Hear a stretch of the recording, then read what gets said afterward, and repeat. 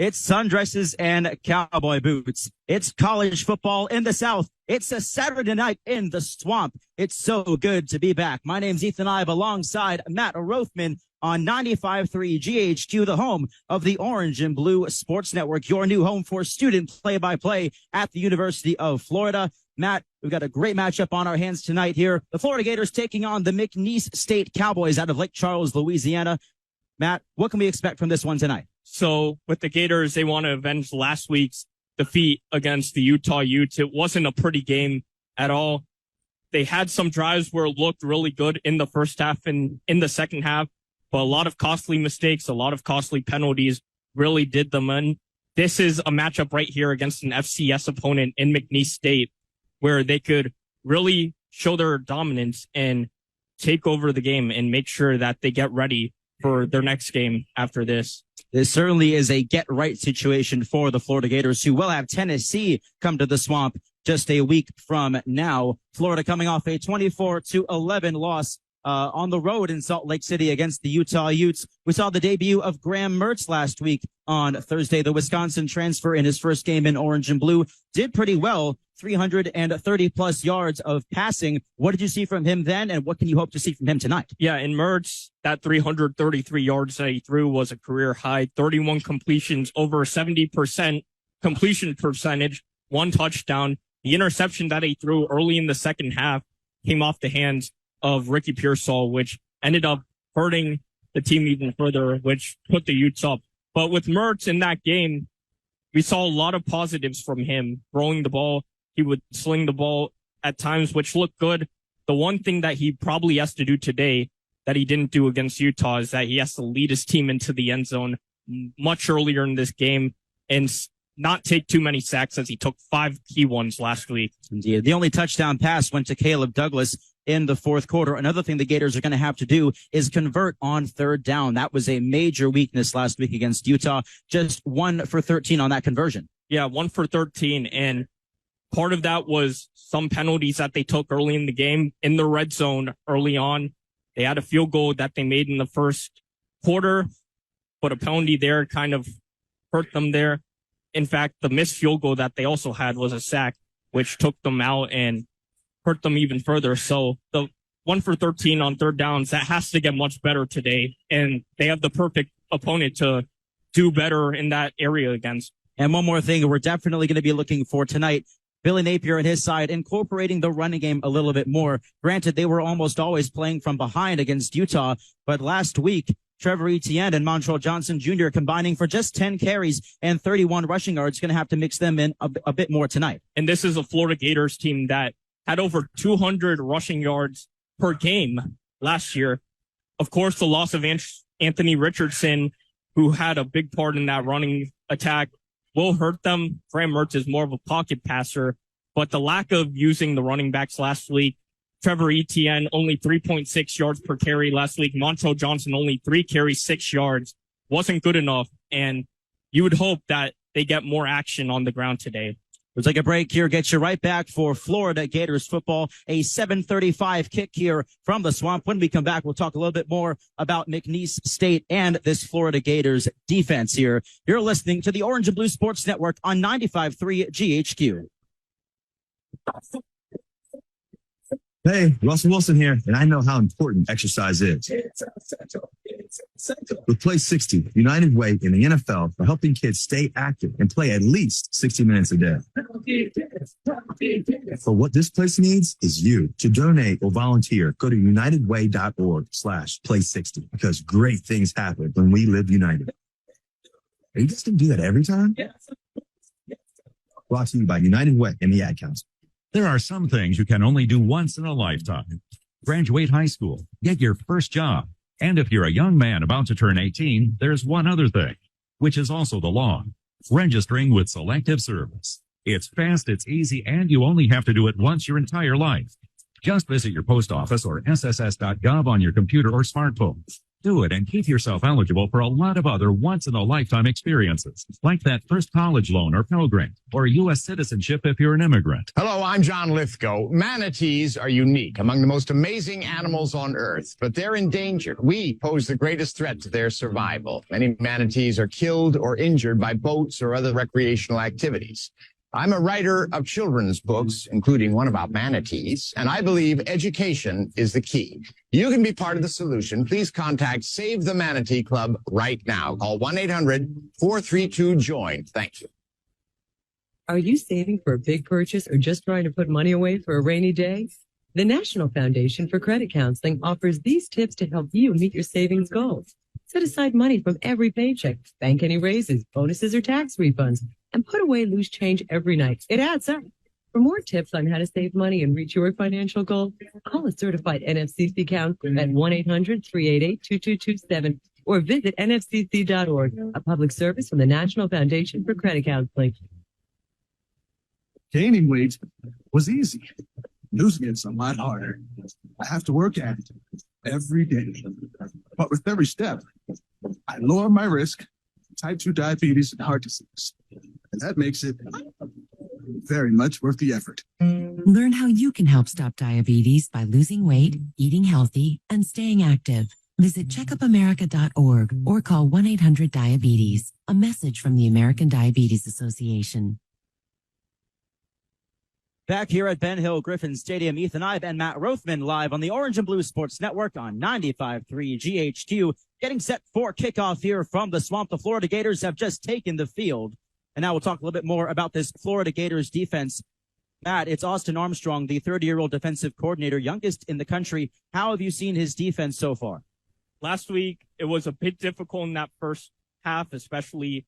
You thought they were going to come out, play some good defense. In the first play of the game, they give up a 70-yard passing touchdown to Utah, and that really took the wind out of them. I did think as the game progressed, they got a lot better. That second half, they only gave up a touchdown, and that touchdown came because of the interception that happened inside of the red zone for the Gators. So the defense certainly got better. I liked the compactness that they had in the passing game. They limited Utah's passing attack to only 165 yards. So we'll see a lot more out of them today. Hopefully this defense, as they go forward, will improve as the season go on. One thing in particular to note is that we hopefully will see a lot less penalties than last week in Utah. Indeed. And 9 penalties committed by the Gators, some of them hurting offensive drives, as we mentioned. So they're going to have to not only take care of themselves this time and limit the penalties so they could keep the drives going. Nothing to look at here for the McNeese State Cowboys. They're led by Gary Goff, their head coach, their second season. McNeese State losing their opener at home last week to Tarleton State, a 52-34 ball game. That one was tied 17-all at the half, and McNeese State rattled off 35 consecutive points to pull away with the victory. They're led by their quarterback, Nate Glantz, who completed 15 of his 35 passing attempts, 166 yards last week against the Texans. One thing that Billy Napier pointed out, McNeese State, they do have a strong passing game, and with the Gators' depleted secondary, they just lost their one senior. That was Jadarius Perkins, announced he was entering the transfer portal just a couple of days ago. How do you think that will play into this matchup? Yeah, and certainly a very surprising outcome to see with the tweet that he put out. Of course, a lot of talk around that, but with this McNeese State offense, even though Glantz did struggle last week with completion percentage-wise, we've seen some of the attack that they do have in the backfield. D'Angelo Durham, one of their returning players, is a Fuel Steel All SLC preseason second team selection. We saw how he could do last year, over 9 yards per carry, and he will certainly have a big part in that offense. McNeese State has won the toss and deferred to the second half. Florida will receive. McNeese State will defend the north end zone. So now the Gators out there on the field. Their return team is ready to go here. Jason Marshall Jr. is out there. So is Trevor Etienne back to receive.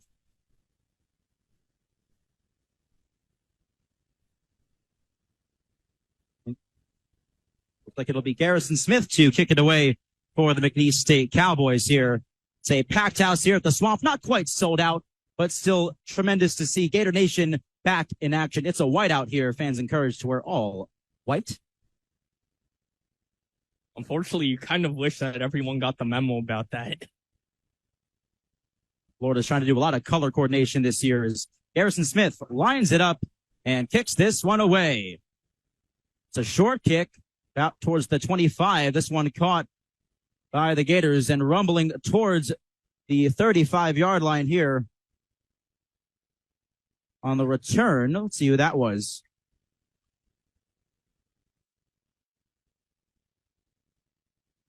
Looks like that was,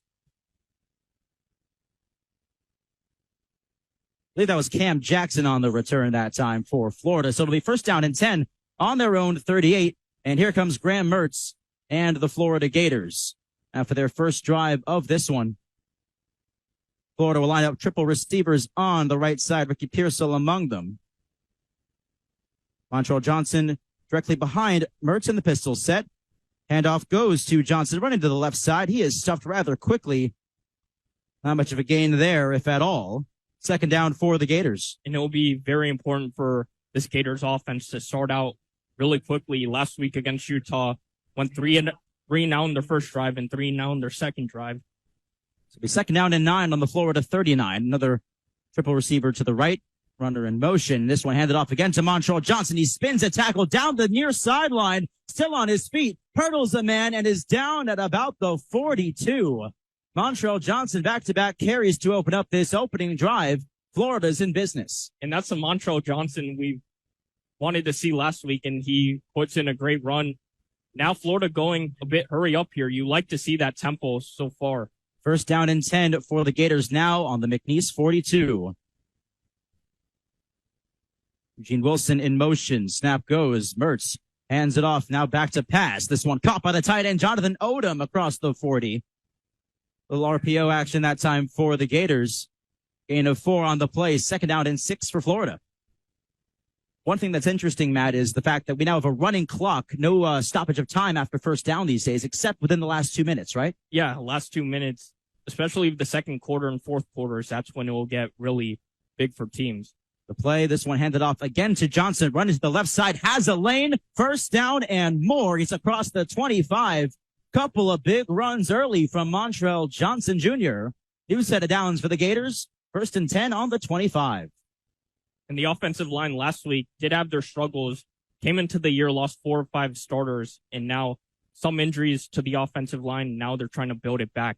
And no more Osiris Torrance. They got Micah Maskua from Baylor. Damian George from Alabama. Another handoff here to Montreal on the left side across the 20, and he's going to be pushed out of bounds there. That was Micah Davey on the coverage that time around for McNeese State. Gain of 9 on the play, second and 1. Florida up to the 16-yard line. A big run once again, but Damian George might have gone away there with the hold. He did struggle last week against Utah with a few false start penalties. So he's got to be careful. 2 receivers on the near side, 1 to the far side. It's now Trevor Etienne into the game. And the fake handoff, Mertz drops back here, looking to the left, and the pass is caught there again by Jonathan Odom. That one caught just shy of the 10-yard line. A first down spotted at the 12, so not quite a first and goal situation. Odom with his second reception of this opening drive. Last week, 4 catches for 46 yards for the Gators tight end. Etienne pistol set. Handoff goes to the sophomore. Running left side, breaking through, and a 2-man tackle there at the 2-yard line. And now it's first and goal just about for the Florida Gators. And so far, the Gators moving it on the ground is certainly a better sight to see with how well they did last year on the ground with 200 yards. Ball spotted at the 1 here. First and goal, Florida. Snap to Mertz. Handoff. And what a tackle that time around by McNeese. That was Jalen Jackson absolutely wrapped up Trevor Etienne. It's right there knocking on the door for a touchdown. Instead, it's a loss of 1. Now the Gators making a few personnel changes here. Carlos Boardingham comes in as well, another tight end. So does Dante Zanders. So 3 tight ends are on the field right now for the Gators. Hayden Hansen as well. All 4 tight ends are on the field. Mertz hands this one off to Montreal Johnson Jr., and he breaks through the line. Touchdown, Florida. Opening drive. The Gators are on the board. And this is the exact start you want from the Gators. Struggled last week, as we mentioned earlier, 3 and outs on their first 2 drives. You wanted them going down the field, and that's what they did.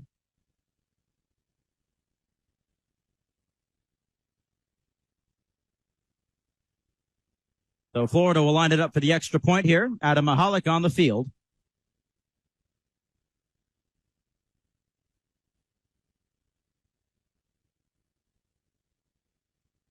Snap goes off the hands of Jeremy Crushaw. The holder kicks behind, and Crushaw smothers it at about the 35-yard line. A muffed snap and no extra point for the Gators. Another miscue on special teams. It'll stay 6-0 Florida. That's something we saw a little bit too much last week against Utah. Yeah, certainly. And whether it was a muff punt by Crushaw, the punter, or a missed field goal that happened in a big chance for the Gators when it was 7-3, could have made it 7-6. And a missed field goal by Mahalik led to a Utah touchdown. And so we'll take a TV break. You've been listening to the Orange and Blue Broadcast Network. Welcome back to Science Today. And we already have our next caller. Welcome. Who's this? Hi, I'm Philip. Hello, Philip. You sound really young. Not really. I'm 9. Oh, wow. You're still in elementary school, right? Does that matter? Oh, no, not at all. What's your question? Well, I know the molecular formula for water is H2O. I also know that hydrocarbon is CH3, CH2, 50, CH3. Glucose is C6H12O6. The general formula for an alkene is CnH2n plus 2. But what I can't seem to find is any scientific formula for Bob. Bob? My goldfish. Are you ready for kids who eat healthy? Good nutrition can lead to great things. To find out how a healthy lifestyle can help your child succeed, go to mypyramid.gov. A public service announcement brought to you by the Ad Council and USDA. At the American Lung Association, we're fighting for a day when we can all breathe easier. We're fighting for clear skies over every city and healthy lungs throughout the country. We're fighting to free millions of Americans from the addictive grip of tobacco and the devastating effects of lung disease. The American Lung Association isn't just fighting for air, we're fighting for all the things that make it worth breathing, and we can use your help.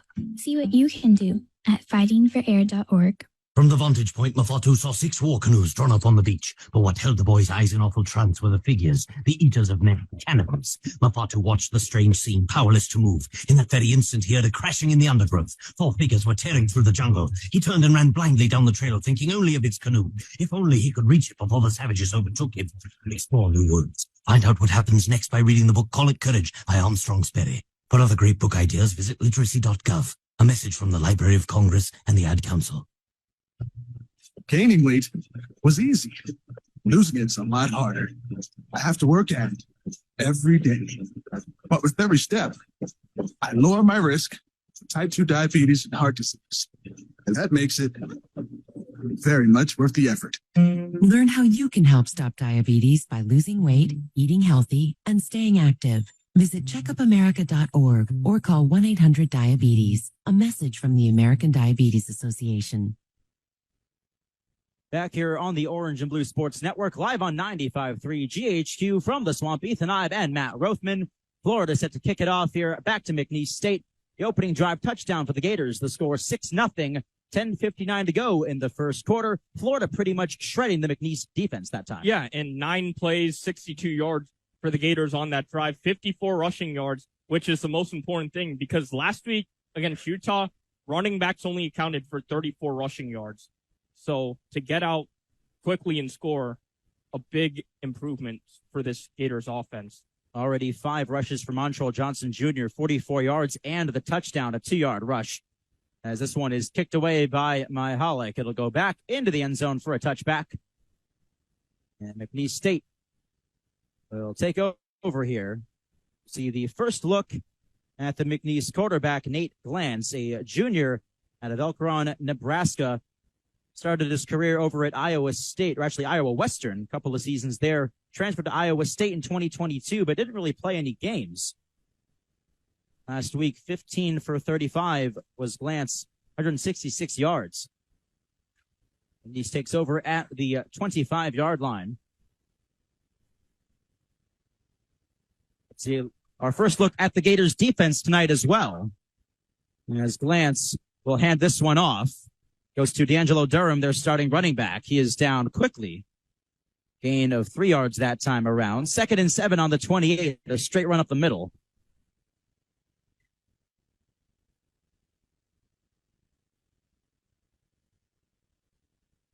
Jonathan Harris, one of the wide receivers on the field, as well as Jihad Marks. And McNeese looking towards their sideline. Looking for that play call, I suppose. Now we're ready. 2 receivers on each side for Glantz. As Durham lines up right behind their quarterback. Handoff again goes to Durham. He's got a first down and more. Breaks a tackle. He's across the logo. Brought down across the 40. What a run that time around from D'Angelo Durham. A first down for McNeese. Ball spotted at the 44. And Durham, a guy who averaged just under 10 yards per carry for McNeese State last season. One of the key returning starters for them, as a lot of guys on this offense are newcomers for McNeese State. They didn't play a whole lot last year. It's a very new team on offense, and Durham is one of the main returners for this offense. John McCall, the lone receiver on the far side. A couple receivers on the near side. As Glantz gets his offense ready to go here. 9.5 to go in the first quarter. The snap. This one handed off again. And Durham brought down. Not much going on there for McNeese that time around. Gain of 3, 2nd down and 7. A great job by Cam Jackson, the starting nose tackle for Florida, getting to Durham before he could break to the outside.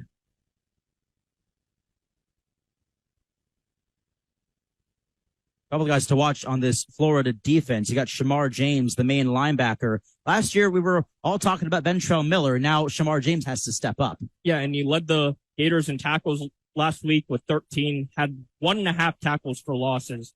He'll be a big guy for this Gators defense going forward. Alan Johnson in motion. The snap, looking to pass. And this one incomplete. Fired to the left side, just about at the left hash. That one was intended for John McCall. Good coverage that time around by the Gators. Not a very accurate throw. It's 3rd down and 7. And a really poor pass by Glantz, way behind his intended target. So a big 3rd down for both the Gators defense and the McNeese State offense.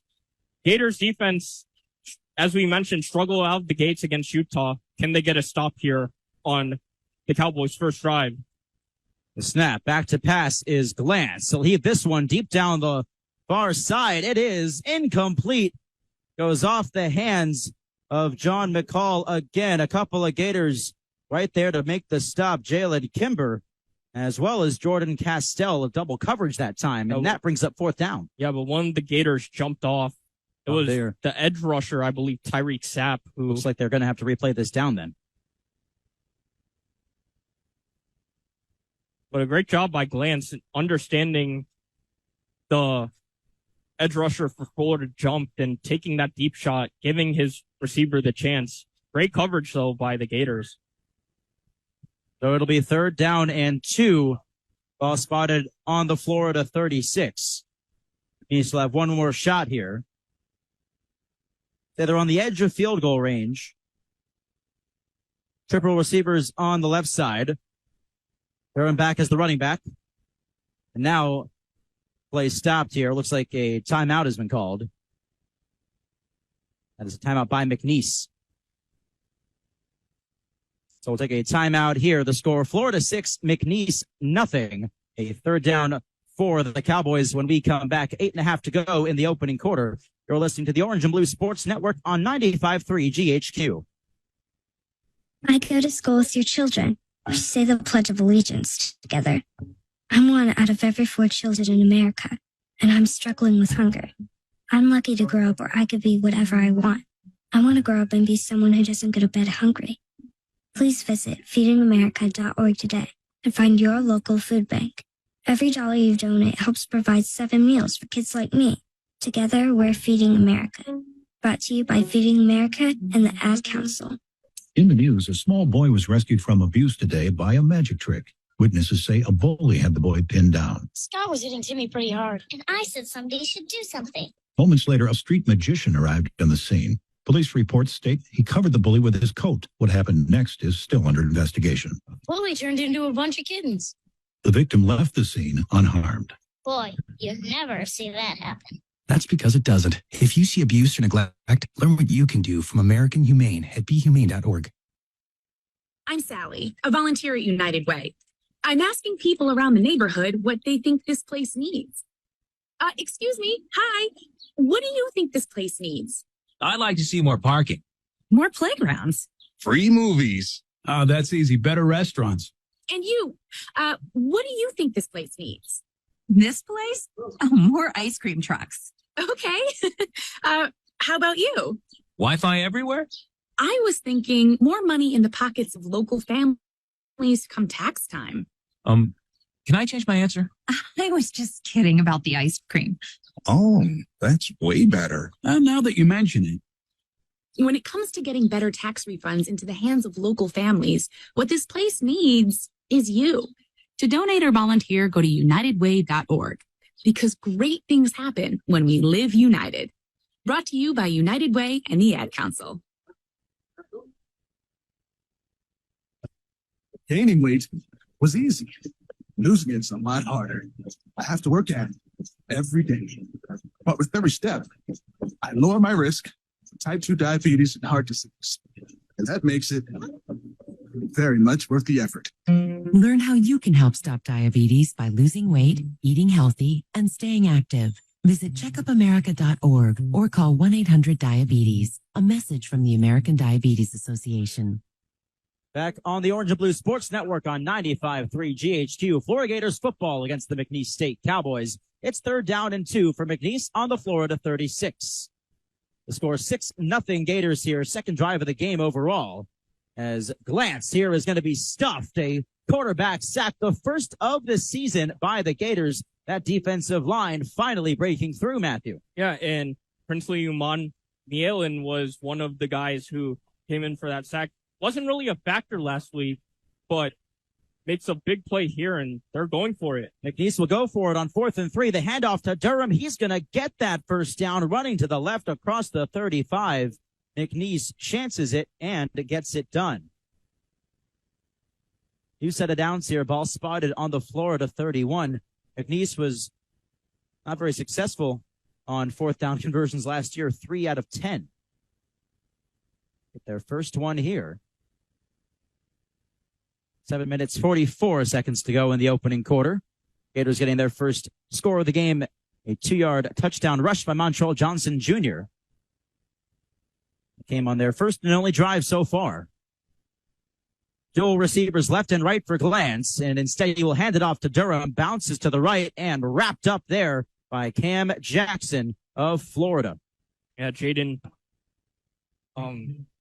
Hill was also in the area as well, getting around the edge and getting to Durham before he could do anything. He also ran into his own lineman, which helped out as well.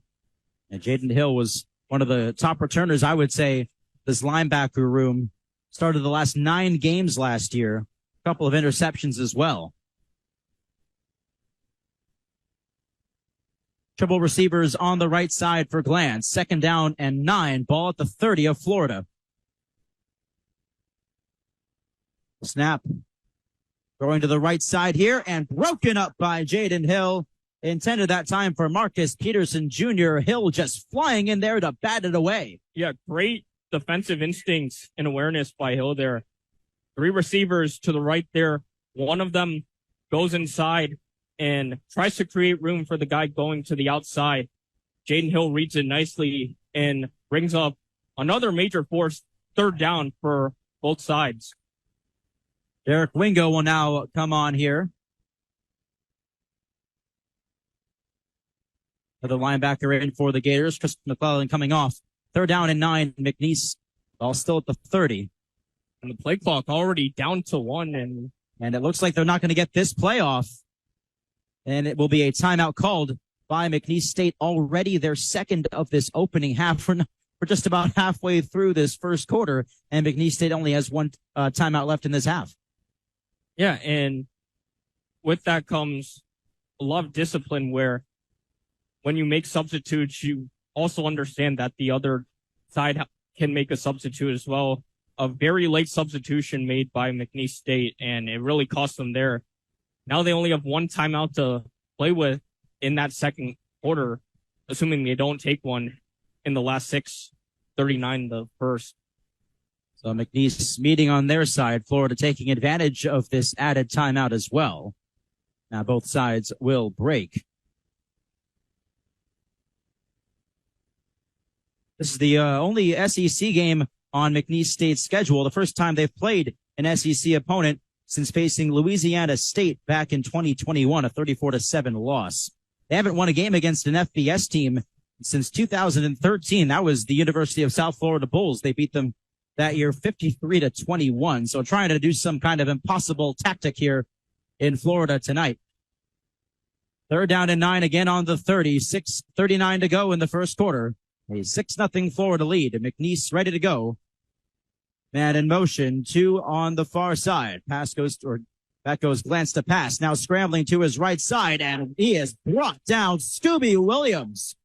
Right there to greet him face to face, nose to nose. It's 4th down for McNeese. And great coverage there by the Gators. Scooby Williams having his eyes on the quarterback as he rolled out to the right and delivers a massive hit, forcing McNeese State to punt now.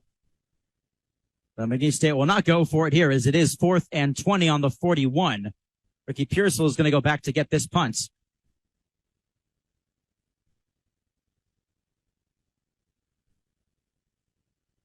There is Callum Eddings to punt this one away for the Cowboys here. Pearsall is all alone out there. Long snap goes, and the punt from Eddings goes towards the left side. This one is going to be bouncing here towards the end zone, and that's a terrific punt by McNeese. The ball is stopped there just about at the 1 yard line. It was nowhere near Pearsall, and one of the McNeese guys was there to stop it before it went into the end zone for a touchback. That's a good play. Yeah, it's a brilliant punt, as you mentioned, by Callum Eddings, and put in the spot where Pearsall had no chance to get it. And just so happened, one Cowboy was sitting right behind the 10-yard line and let it roll to the 1. So the Gators, first drive, only had to go 62 yards for a touchdown. This one, they have to drive the entire length of the field. That's right. It'll be 1st down and 10 at the 1 yard line for Florida. They've got 99 to go when we come back. 5:56 to go in the opening quarter. The score, Florida 6, McNeese nothing. You're listening to the Orange and Blue Sports Network on 95.3 GHQ. This is the sound of someone correctly installing a car seat. And this is the sound of someone incorrectly installing a car seat. Correctly, incorrectly. Hear the difference? No? That's because installing a car seat incorrectly is terribly easy. So much so, 75% of adults install them wrong. For simple instructions on how to get it right, visit buckleupforlife.org. Ah, perfectly executed. Brought to you by Cincinnati Children's Hospital Medical Center. My name is Ruth Rusi, and this is how I live United. I read to children as part of United Way's education program. It helps them create links between language and literacy and prepares them for a better academic future. I figure I have the time and they have the need. My name is Ruth Rusi. I help kids prepare to succeed in school. So I don't just wear the shirt, I live it. Give, advocate, volunteer, Live United. Go to liveunited.org. Brought to you by United Way and the Ad Council. Hey, Russell Wilson here, and I know how important exercise is. It's essential. With Play 60, United Way and the NFL are helping kids stay active and play at least 60 minutes a day. But what this place needs is you. To donate or volunteer, go to unitedway.org/play60 because great things happen when we live united. Are you just going to do that every time? Brought to you by United Way and the Ad Council. Are you saving for a big purchase or just trying to put money away for a rainy day? The National Foundation for Credit Counseling offers these tips to help you meet your savings goals. Set aside money from every paycheck, bank any raises, bonuses, or tax refunds, and put away loose change every night. It adds up. For more tips on how to save money and reach your financial goal, call a certified NFCC counselor at 1-800-388-2227 or visit nfcc.org, a public service from the National Foundation for Credit Counseling.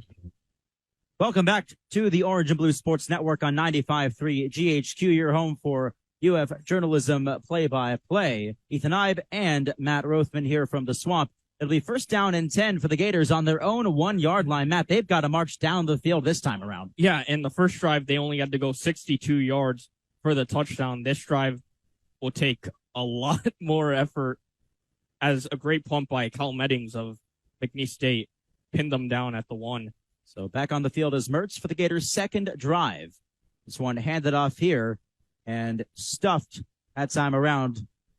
That was Trevor Etienne that time. Got across the 10-yard line. So another first down for the Gators.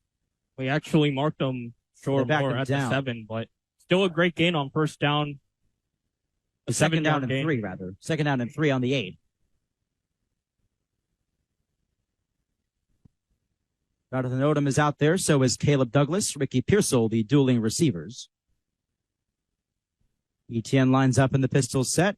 Ricky Pearsall in motion. Handoff goes to Etienne, running up the middle, and he is quickly brought down just at about the 15-yard line that time around. Be a first down for the Gators here on the 14-yard line. So far, the Gators with 61 rushing yards. The 2 passes that Mertz has completed have been to the tight end, Jonathan Odom. Wonder when they're going to get their wide receivers in the mix for completions. Now, last week, his favorite target was Pearsall, 8 catches for 92 yards. Pearsall in motion again, and then a screen pass here as this one goes down the far sideline. That ball was caught by Eugene Wilson, his first reception of the ball game, and that's a first down. And one of the freshmen for a really talented freshman class for the Gators, Andy Jean, Aiden Mizell, and Eugene Wilson, a part of that freshman trio for the Gators wide receiving class. Triple receivers on the left side. Instead, the handoff goes to, I believe, Etienne, and now it's quickly stuffed there. A bunch of Cowboys involved on that one. He's second down and 5 on the 31-yard line. You know, credit to the offensive line. They were able to push Etienne a bit further up to get 5 yards as opposed to the 2 that he was stuffed before with. And a note on Eugene Wilson, getting his first start with Khalil Jackson out for this game. He was questionable on the depth chart, but he will not play today. Wilson in motion. Another screen pass here goes to Wilson on the near side, and he will be double teamed there. Tackled at about the 35-yard line. For McNeese, that was Micah Davey on the tackle. Third down and 1. They tried the same thing to the other side. Fortunately, Caleb Douglas blocked a bit too far downfield, and that left 2 defenders for McNeese State to get Wilson. The snap, Etienne, the handoff, running right. Did he get that first down? It'll be close. I don't know. He needed 1 yard, and did he get it? If anything, it was no gain. And it will be a first down, just barely enough for Trevor Etienne. Ball spotted on the 36th. Now inside 3 minutes to go here in the first quarter. The score, Florida 6, McNeese nothing. This is Florida's second drive of the game. Their first ended in a 2-yard rushing touchdown by Montreal Johnson Jr. Now Florida getting their sophomore running back into the mix. It was Etienne and Johnson that really terrorized their opponents last year. 2 receivers on the left side, 1 on the far side. As Mertz drops back to pass here, has a lot of time. The pocket collapses, and Mertz will go on the run. He slides and gets bodied up. Flag is down. A late hit on the quarterback by McNeese. Mertz slid in around the 40-yard line. But that is the thing you want to see from Mertz a bit more. He isn't known to be much of a runner. Last week, he did have the longest run for the Gators, 11 yards. The past 2 years at Wisconsin ended the year with rushing yards below 0. Had negative 29 last week due to the 5 sacks. So this is what you want to see from getting out and scrambling. So it'll be a 10-yard penalty here against McNeese for that late hit. It was Jaden Matthews, one of their defensive backs, lowered his shoulder into Graham Mertz as he slid in at about the 40. It really is where you start the slide, though, so they might have marked him down earlier than that. Yeah, and that's usually what they've done. They cleaned up for not just college, but also the NFL. So the ball spotted on the McNeese 46 here, 2:21 to go in the first quarter. New set of downs for the Gators. Wilson Pearsall on the left side. It's Caleb Douglas, the lone receiver on the right. Etienne in the backfield. Pearsall in motion. Mertz will hand this one off. Now back to pass. Going to the right. A screen pass to Pearsall. Caught. And he's pushed out of bounds there.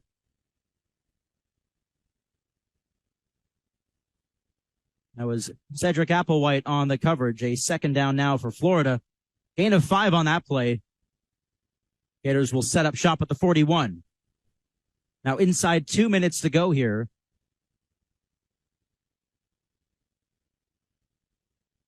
They'll switch it up here. With Pearsall and Wilson on the far side. The handoff will go to Etienne on the left side. Has a lane. First down and more. Trevor Etienne still on his feet across the 20. Finally brought down by McNeese. Trevor Etienne's first big run of the night. First down and 10. Florida at the 19-yard line. And he bulldozed at least 4 McNeese State Cowboys as he made that massive run. And that's what we wanted to see from them so far. We got that in the first drive. This second drive, they picked it up, and now they're in the red zone. 22-yard gain that time for Trevor Etienne. That will go with Etienne again here. The snap goes to Eugene Wilson, and he will keep this one running down the near side. And he is just short of a touchdown. He broke through.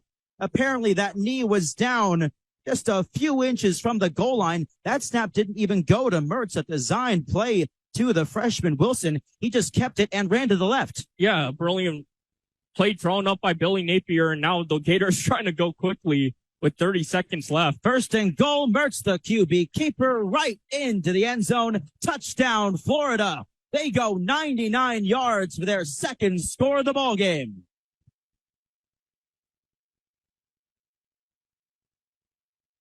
And a few flags that were thrown after the play.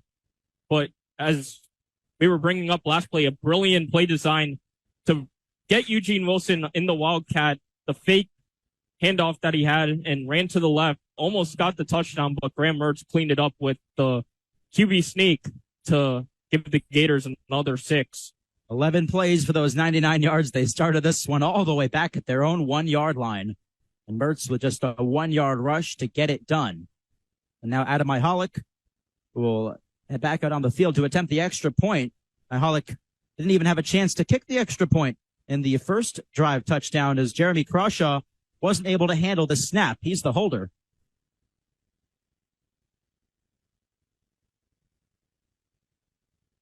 So Mihalik will finally get his chance here. 28 seconds to go in the opening quarter.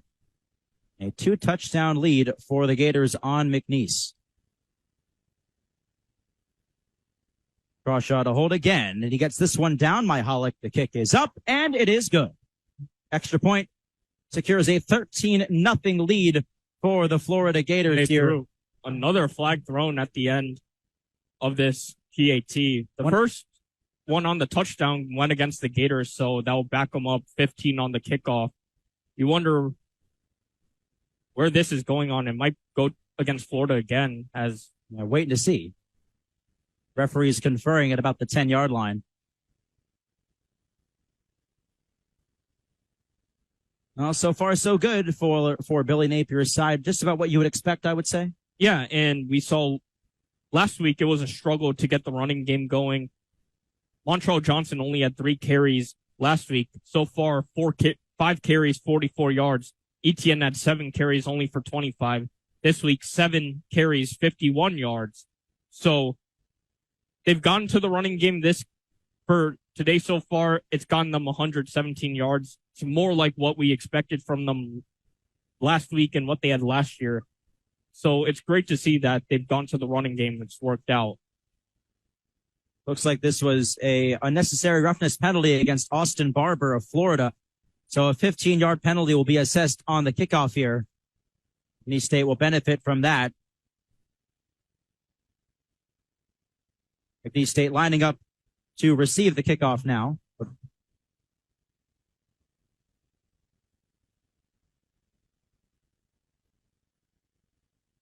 Going to be Trey Smack on the kick, the second string kicker for the Gators.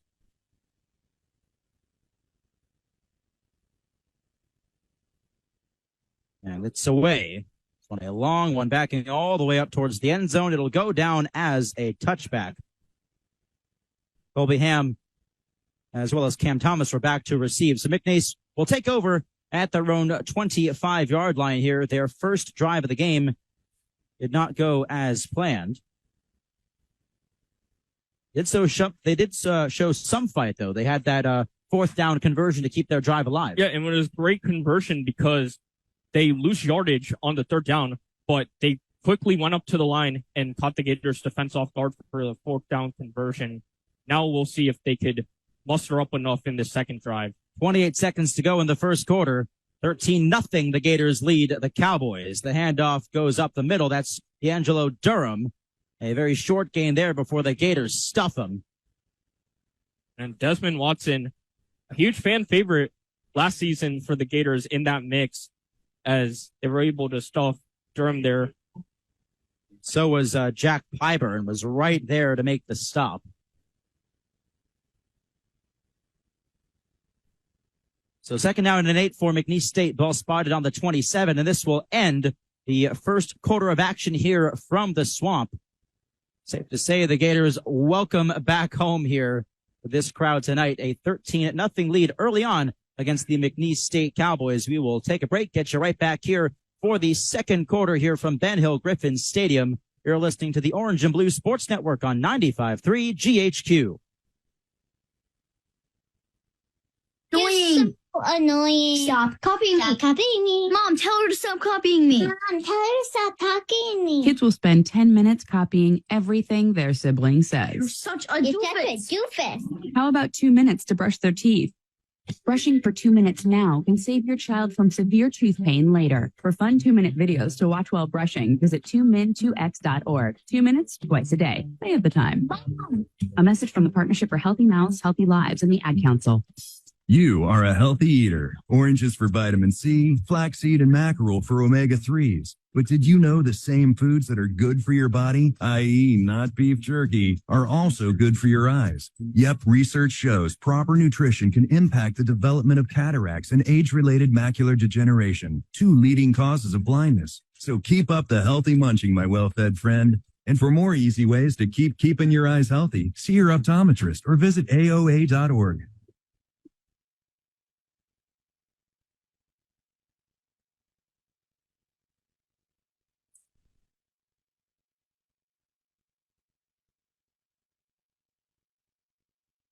These are the sounds of someone taking their eyes off the road. Texting while driving is more than distracting. It's dangerous. Do Florida a favor. When you're on the road, stay off the phone. A message from CTIA, America's wireless companies, and the National Safety Council. Hey, you. Yeah, you. Just sit right there. I got to tell you something. I bet you know someone with type 2 diabetes. Guaranteed. You know why? Because 1 out of every 3 little kids is going to develop diabetes in their lifetime. That is going to lead to heart problems, strokes, and even blindness. I'm John Sally, and I'm telling you, it ain't got to be that way. Now, you can up your defenses by eating more fruits and vegetables, having more vegetarian and vegan meals. These steps can be the power plays to protect you and your family against the risk of diabetes. To learn more, go to blockdiabetes.org. Okay. At the American Lung Association, we're fighting for a day when we can all breathe easier. We're fighting for clear skies over every city and healthy lungs throughout the country. We're fighting to free millions of Americans from the addictive grip of tobacco and the devastating effects of lung disease. The American Lung Association isn't just fighting for air, we're fighting for all the things that make it worth breathing, and we can use your help. See what you can do at fightingforair.org. Welcome back to Science Today. And we already have our next caller. Welcome. Who's this? Hi, I'm Philip. Hello, Philip. You sound really young. Not really. I'm 9. Oh, wow. You're still in elementary school, right? That matter? Oh, no, not at all. What's your question? Well, I know the molecular formula for water is H2O. I also know that hydrocarbon is CH3, CH2, 50, CH3. Glucose is C6H12O6. Back here on the Orange and Blue Sports Network on 95.3 GHQ, Ethan Eibe here alongside Matt Rothmann, live from the Swamp. Second quarter just about ready to go. 13-0, the Gators lead the McNeese State Cowboys here. McNeese with a 2nd down and 8 on their own 27. Nate Glantz back out there calling the shots for the Cowboys. He is back to pass, slings it to the near sideline. This one caught by John McCall. He slips a tackle, pushed out of bounds at about the 45. Decent gain there for McCall and the Cowboys. Yeah, and a great play drawn up, and the first completion by Glantz in this game, an out route by McCall, and seemed like Jason Marshall on that play came up with his shoulder a bit odd after that, so we'll see if that's affecting him a bit. And Marshall handles that near side of the field here as one of the two Gators quarterbacks. It will go dual receivers left and right.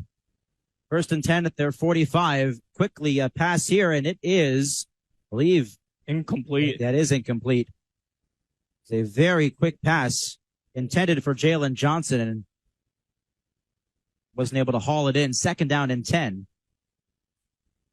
And on the coverage, Jordan Castell, a freshman safety at the University of Florida, got right up there after the pass might have been caught and darted loose to cause the incompletion.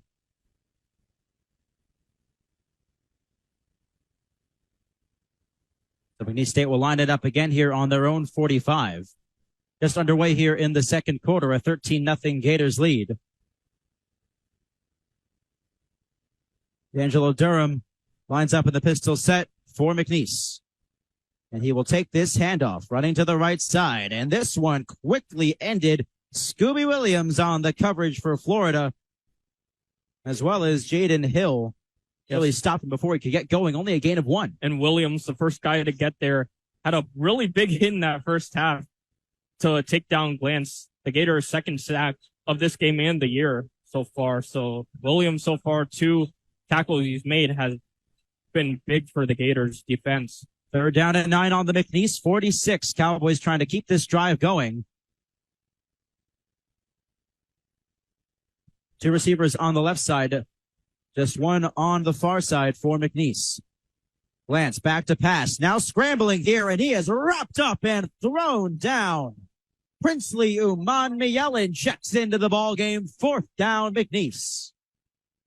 And Uman-Mielen was responsible for the first sack of the game for the Gators. Well, it looked like 6 Gators that went to the QB, and the Gators pick up a big sack, forcing another punt for McNeese State. That O-line for McNeese just completely collapsed on that last play. 4th and 18, ball spotted at the 37. So back to kick this one away is Callum Eddings. Ricky Pearsall, the lone guy in the backfield for Florida, set to receive it. Eddings punts it away. Pearsall coming in towards the right side, and he'll make the fair catch at the 25-yard line. And Florida, Graham Mertz will be back on the field right after this commercial break. Clock stops at 12:43 to go in the first half. The score, Florida 13, McNeese nothing. You're listening to the Orange and Blue Sports Network on 95.3 GHQ. A small boy was rescued from abuse today by a magic trick. Witnesses say a bully had the boy pinned down. Scott was hitting Timmy pretty hard, and I said somebody should do something. Moments later, a street magician arrived on the scene. Police reports state he covered the bully with his coat. What happened next is still under investigation. Bully turned into a bunch of kittens. The victim left the scene unharmed. Boy, you'd never see that happen. That's because it doesn't. If you see abuse or neglect, learn what you can do from American Humane at BeHumane.org. I'm Sally, a volunteer at United Way. I'm asking people around the neighborhood what they think this place needs. Excuse me. Hi. What do you think this place needs? I'd like to see more parking. More playgrounds. Free movies. Oh, that's easy. Better restaurants. And you, what do you think this place needs? This place? Oh, more ice cream trucks. Okay. How about you? Wi-Fi everywhere? I was thinking more money in the pockets of local families come tax time. Can I change my answer? I was just kidding about the ice cream. Oh, that's way better. Now that you mention it. When it comes to getting better tax refunds into the hands of local families, what this place needs is you. To donate or volunteer, go to unitedway.org, because great things happen when we live united. Brought to you by United Way and the Ad Council.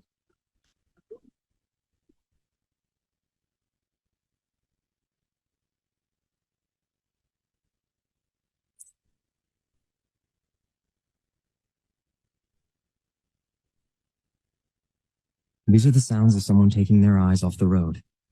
Texting while driving is more than distracting. It's dangerous. Do Florida a favor. When you're on the road, stay off the phone. A message from CTIA, America's Wireless Companies, and the National Safety Council. Back here from the swamp on 95.3 GHQ, the Orange and Blue Sports Network on the air for the first time. Ethan Eibe and Matt Rothmann here. He scored 13-0 Florida over McNeese. It'll be a new drive for Florida here coming up as Graham Mertz leads his Gators back on the field. They will start on their own 25-yard line. Florida's really been getting the rushing game mixed into this one. Yeah, 117 yards already in this game. They only had 13 last week, which did include the 5 sacks. But you like what you see already from the running back so far in this game. And Douglas lines up on the far side. The handoff will go to not Trevor Etienne. Trayon Webb. That is Trayon Webb. I was wondering when we were going to see him. Trayon Webb, the freshman 4-star out of Trinity Christian High School in Jacksonville, getting his first carry of the game for 7 yards, 2nd down and 3. This game continues the way it's going. It's 13-0. You're going to see a lot of these freshmen get an opportunity. Trayon Webb is just one of those. Yeah, only had 1 carry last week, 3 yards. So currently third in the depth chart, but will be a big piece going forward. Another handoff goes to Webb, right into the right side. He gets across the 35. Looks like that will be enough for a first down for the Gators. Ball spotted on the 38. We've seen a lot of Eugene Wilson today, but also perhaps an opportunity later on for Aiden Mizell as well as Andy Jean, a couple of freshmen. This would be the game to get them in. Mertz lines up with Webb to his right. Snap. Mertz will drop back to pass here. Slings to the right side. That one caught by Ricky Pearsall. And right there to make the stop. That was Kalen Jackson with the stop, but great job by Pearsall, who had a team-high 92 yards last week in the loss against Utah. Just corralling that ball and keeping control of it, even with the big hit made by Jackson. Another first down again here for Florida. It'll be 1st and 10. Now on the McNeese 45. That's where the ball is spotted. 11 minutes to go here in the opening half. Vivian Frazier's now into the game as this one handed off to Webb again, running to the left. A breakthrough, gain of about 5 yards that time around for Florida. Need 2nd and 5, ball at the 40. Gators have really shown that they can break through this McNeese defense. I mean, we kind of thought that was going to be the case, but this is certainly a get-right game for Florida before Tennessee next week. Yeah, and Tennessee will be really big for this offensive line because so far they've done well in this game, but Tennessee will be that big test to see, are they really holding up and can this running game keep pushing as they are today? Mertz slings this one to the near side, caught by Eugene Wilson. He's got a first down across the 30. Eugene Wilson, the freshman, again showing up. First down and 10 on the 30-yard line for Florida. That's the third time they've run that play to Wilson, one on each side, and this time they go to the right side. He breaks for a big gain and a first down. 11 yards on the reception there for Wilson. Now Florida knocking on the door of the red zone again. Douglas Pearsall to the left side. Wilson in motion. Webb behind him. Mertz will step back to pass here. Send this one down the far side. Wide open was Pearsall. The throw a bit high and off his fingertips, incomplete.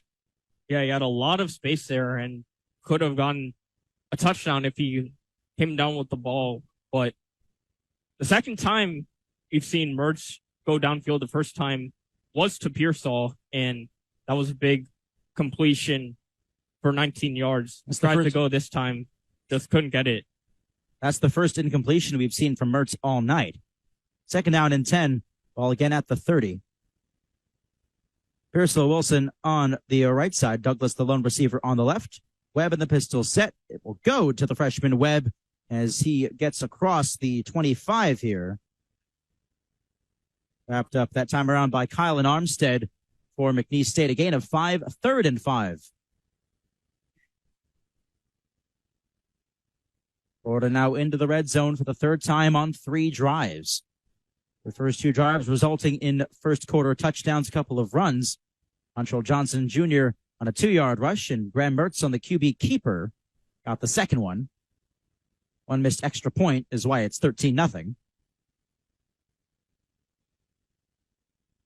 Mertz to get this one. A screen pass goes to Trayon Webb. He sidesteps the man, finds a lane here across the 15.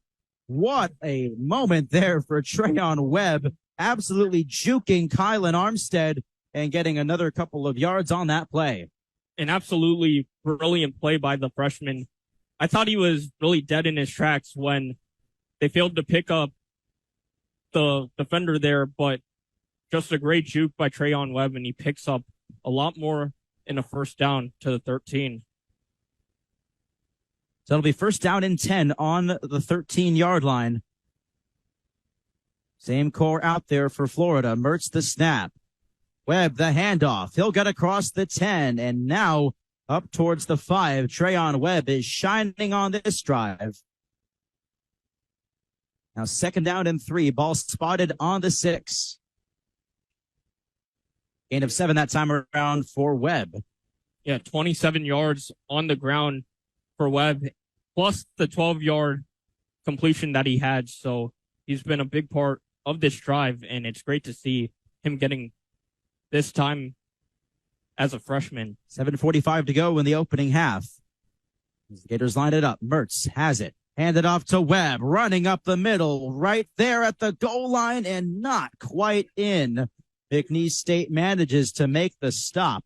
It will be a first down for Florida. First and goal at the 2-yard line. Could we say that they handed off to him now to possibly punch it in? I wouldn't be shocked. Gators quickly line it up here, wasting no time, and there it goes. Now Mertz will drop back to pass. The throw, it is incomplete. Intended for the tight end. That was Dante Zanders right there. No one was by him. Just missed that one off his fingertips. Yeah, and those are the ones that you have to come down with. Zanders, a guy that had a lot of expectations in the 2022 spring game as he converted to tight end. Only had 10 receptions, 75 yards last season. And now Jonathan Odom has gone up the depth chart. So he hasn't been as big of a factor as he would have hoped for at the tight end position. Trayon Webb is now off the field. Montrell Johnson Jr. back on as Mertz huddling his team. And now it looks like he's going to call a timeout here as the play clock runs down. Florida takes its first timeout of the half. The second down and 2 on the 2-yard line with 7 minutes, 9 seconds to go in the first half. The score, Florida 13, McNeese nothing. We'll be right back. You're listening to the Orange and Blue Sports Network on 95.3 GHQ. Ruth Rusey, and this is how I live united. I read to children as part of United Way's education program. It helps them create links between language and literacy and prepares them for a better academic future. I figure I have the time and they have the need.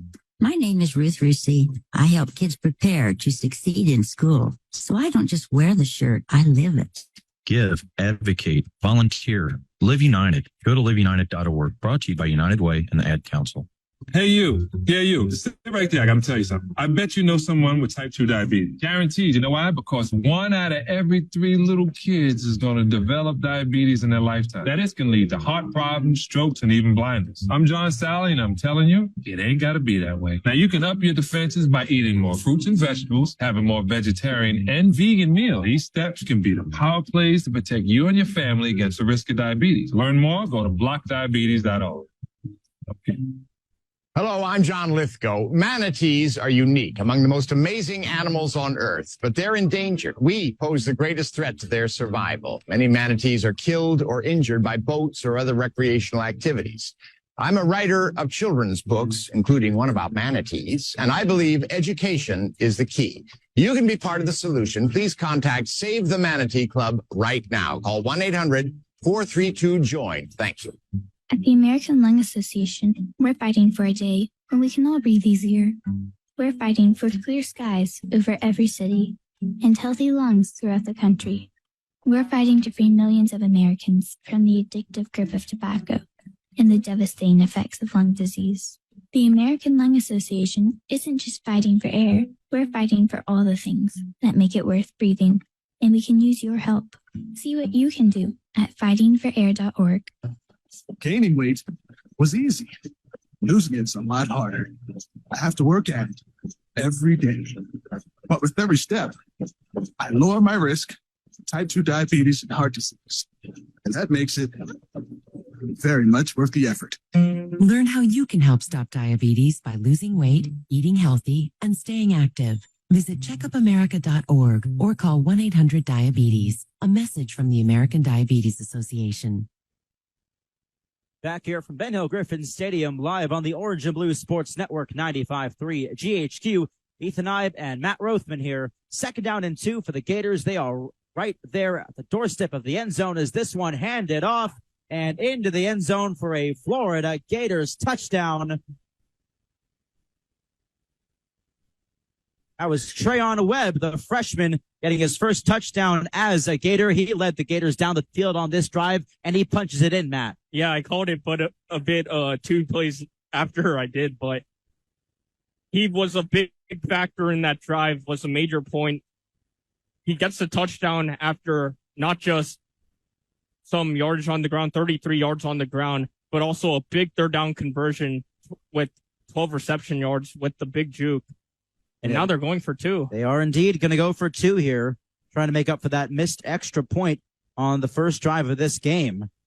Graham Mertz ready to go here. Etienne to his left. Mertz will pass this one. He throws to the far side, intending to find Pearsall. It is over his head. It is pass interference, though. A flag is down. Looks like the Gators will get a second shot at this one.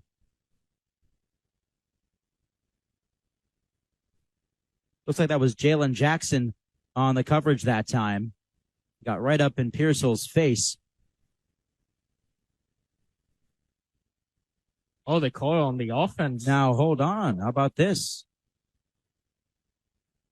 It's going to be called on Eugene Wilson. How interesting. Wait, how is that possible?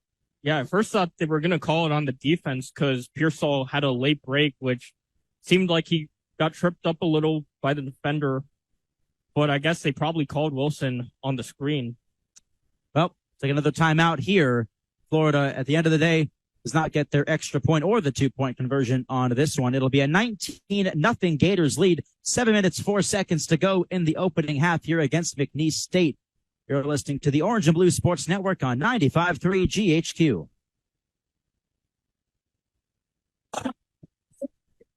Hey, Russell Wilson here, and I know how important exercise is. With Play 60, United Way and the NFL are helping kids stay active and play at least 60 minutes a day.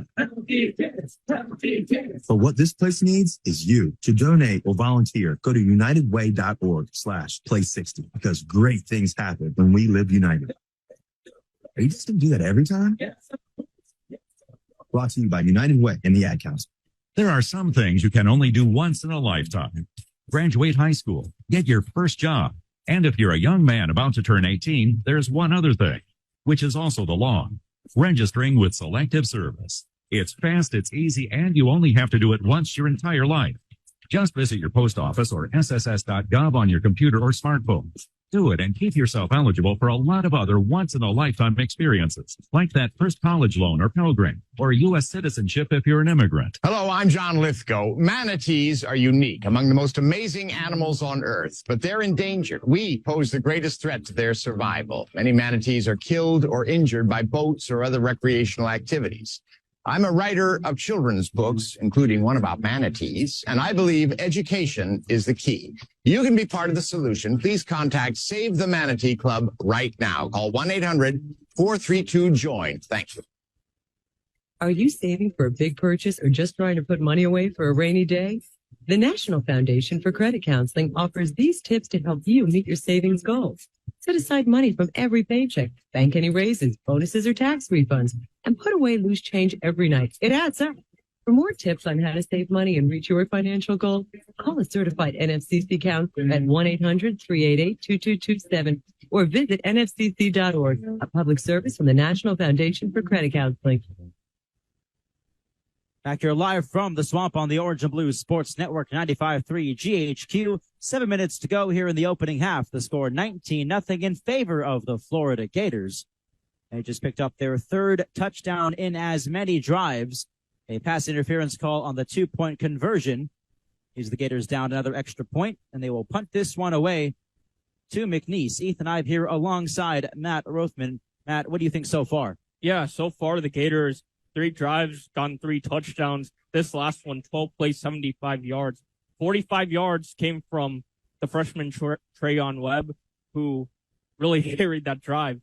But so far, this is what you expect from the Gators against a team like McNeese, to really put it on the front foot and get started early, and that's what they've done. Trey Smack sends this one away. It'll be a touchback for McNeese as this one lands in their own end zone. So it'll be first down and 10 for McNeese at their own 25-yard line. Seen a lot of Nate Glantz tonight, the McNeese quarterback. Just 4 passing attempts, only made 1 of those for 18 yards total. It's been the rushing game that's been their lone bright spot. D'Angelo Durham, 6 attempts for 44 yards. They will line up with a trio of receivers on the far side.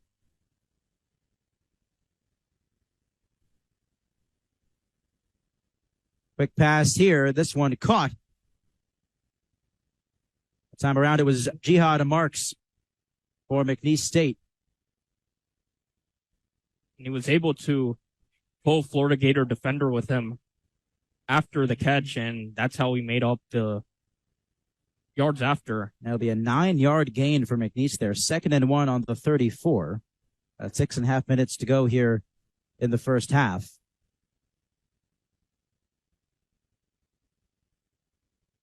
Got Colby Ham in the backfield now. McNeese lines it up on the left hash. The handoff goes. That was a QB keeper. Running to the left side and quickly stopped by the Gators defense. There was Nate Glantz. Tried to pull a fast one on the Gators defense. They said no, sir. I believe they got that first down. It will be 3rd down and 1. No gain on the play. Yeah, Cam Jackson, one of the guys who is in the backfield to stop Glantz there. Already the 4th time the Gators have gone to Glantz, and a third and short, and this will be huge for the Gators defense if they can make a stop here. John McCall, the lone receiver on the left side for McNeese. Handoff goes to Colby Ham, running up the middle. Now play stopped. There is a flag on the play, probably a false start. Looks like it'll be a false start against McNeese. And we talked about how penalties hurt the Gators last week. Penalties like this on a 3rd and 1 that create now a 3rd and 7 here are always going to be a killer. It didn't help the Gators last week, and it hurts McNeese State on this drive. It was Colby Ham, the running back, on the false start. The 3rd down and 7 on McNeese's own 29. Florida trying to stop this drive before it even begins. They're showing a lot of pressure now on each side. Low snap. Glance back, a short pass over the middle, caught there.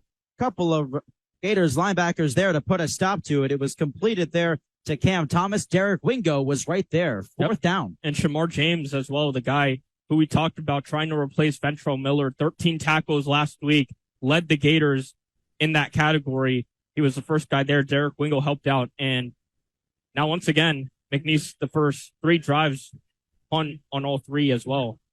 So Callum Eddings will punt this one away, the Australian punter for McNeese. Both teams, coincidentally, with Australian punters. Yeah, something about Australian punters, not just in college, but the NFL as well. Punt is down under as Eddings sends this one in the air. Back behind the 30-yard line. Pearsall the catch, and he is tackled at the legs there. Back down at the 25. Didn't signal for a fair catch, so McNeese made the tackle happen. The 1st down and 10 on the 26 for Florida. We'll step aside here momentarily. A 19-0 Gators lead. 4:27 to go in the game's first half. You're listening to the Orange and Blue Sports Network on 95.3 GHQ. Welcome back to Science Today. And we already have our next caller. Welcome. Who's this? Hi, I'm Philip. Hello, Philip. You sound really young. Not really. I'm 9. Oh, wow. You're still in elementary school, right? Does that matter? Oh, no, not at all. What's your question? Well, I know the molecular formula for water is H2O. I also know that hydrocarbon is CH3, CH2, 50, CH3. Glucose is C6H12O6. The general formula for an alkene is CnH2n plus 2. But what I can't seem to find is any scientific formula for Bob. Bob? My goldfish. Are you ready for kids who eat healthy? Good nutrition can lead to great things. To find out how a healthy lifestyle can help your child succeed, go to mypyramid.gov. A public service announcement brought to you by the Ad Council and USDA. At the American Lung Association, we're fighting for a day when we can all breathe easier. We're fighting for clear skies over every city and healthy lungs throughout the country. We're fighting to free millions of Americans from the addictive grip of tobacco and the devastating effects of lung disease. The American Lung Association isn't just fighting for air, we're fighting for all the things that make it worth breathing. And we can use your help. See what you can do at fightingforair.org. From the vantage point, Mafatu saw 6 war canoes drawn up on the beach. But what held the boy's eyes in awful trance were the figures, the eaters of men, cannibals. Mafatu watched the strange scene, powerless to move. In that very instant, he heard a crashing in the undergrowth. 4 figures were tearing through the jungle. He turned and ran blindly down the trail, thinking only of his canoe. If only he could reach it before the savages overtook him. Explore new worlds. Find out what happens next by reading the book Call It Courage by Armstrong Sperry. For other great book ideas, visit literacy.gov. A message from the Library of Congress and the Ad Council. Gaining weight was easy. Losing it's a lot harder. I have to work at it every day. But with every step, I lower my risk, type 2 diabetes and heart disease. And that makes it very much worth the effort. Learn how you can help stop diabetes by losing weight, eating healthy, and staying active. Visit checkupamerica.org or call 1-800-DIABETES. A message from the American Diabetes Association. Welcome back to the Orange and Blue Sports Network on 95.3 GHQ. Ethan Eibe here alongside Matt Rothmann. The Gators get set for their 4th drive of the night. They start at their own 26, 1st down and 10. Graham Mertz back on the field for Florida. Eugene Wilson in motion. Single receivers left and right. Mertz drops back to pass, looking deep down the field. Now he's going to go into a scramble across the 30. He slides into the 34. Good coverage there by McNeese on those receivers. Forced Graham Mertz to go into the run. It's a gain of 4 there, 2nd down and 6. He started his slide at the 30. But as we mentioned before, even when he took the late hit in the first quarter, you want him to get a feel of getting out of the pocket and scrambling, because he didn't do that a whole lot last week, but so far he's done it twice. Montreal Johnson Jr. in the backfield. He gets the handoff this time, running left, finds a lane, spins around a man. Somebody's helmet came off for McNeese as Johnson Jr. stopped around the 40. First down and 10 to the 39. Yeah, Micah Davey, his helmet came off, and as per the rules, got to come out for one play. Florida, 3 drives today, 3 touchdowns. The first went for 9 plays, 62 yards. Second went for 11 plays on 99 yards. And the last time around, 12 plays for 75. 3 rushing touchdowns today. Montreal Johnson Jr., Mertz, and the freshman Trayon Webb. First and 10, another handoff here to Johnson Jr. Left side, finds a lane, gets across midfield, and gets tripped up at the ankle. And if that didn't happen, I think Montreal Johnson Jr. might have been gone.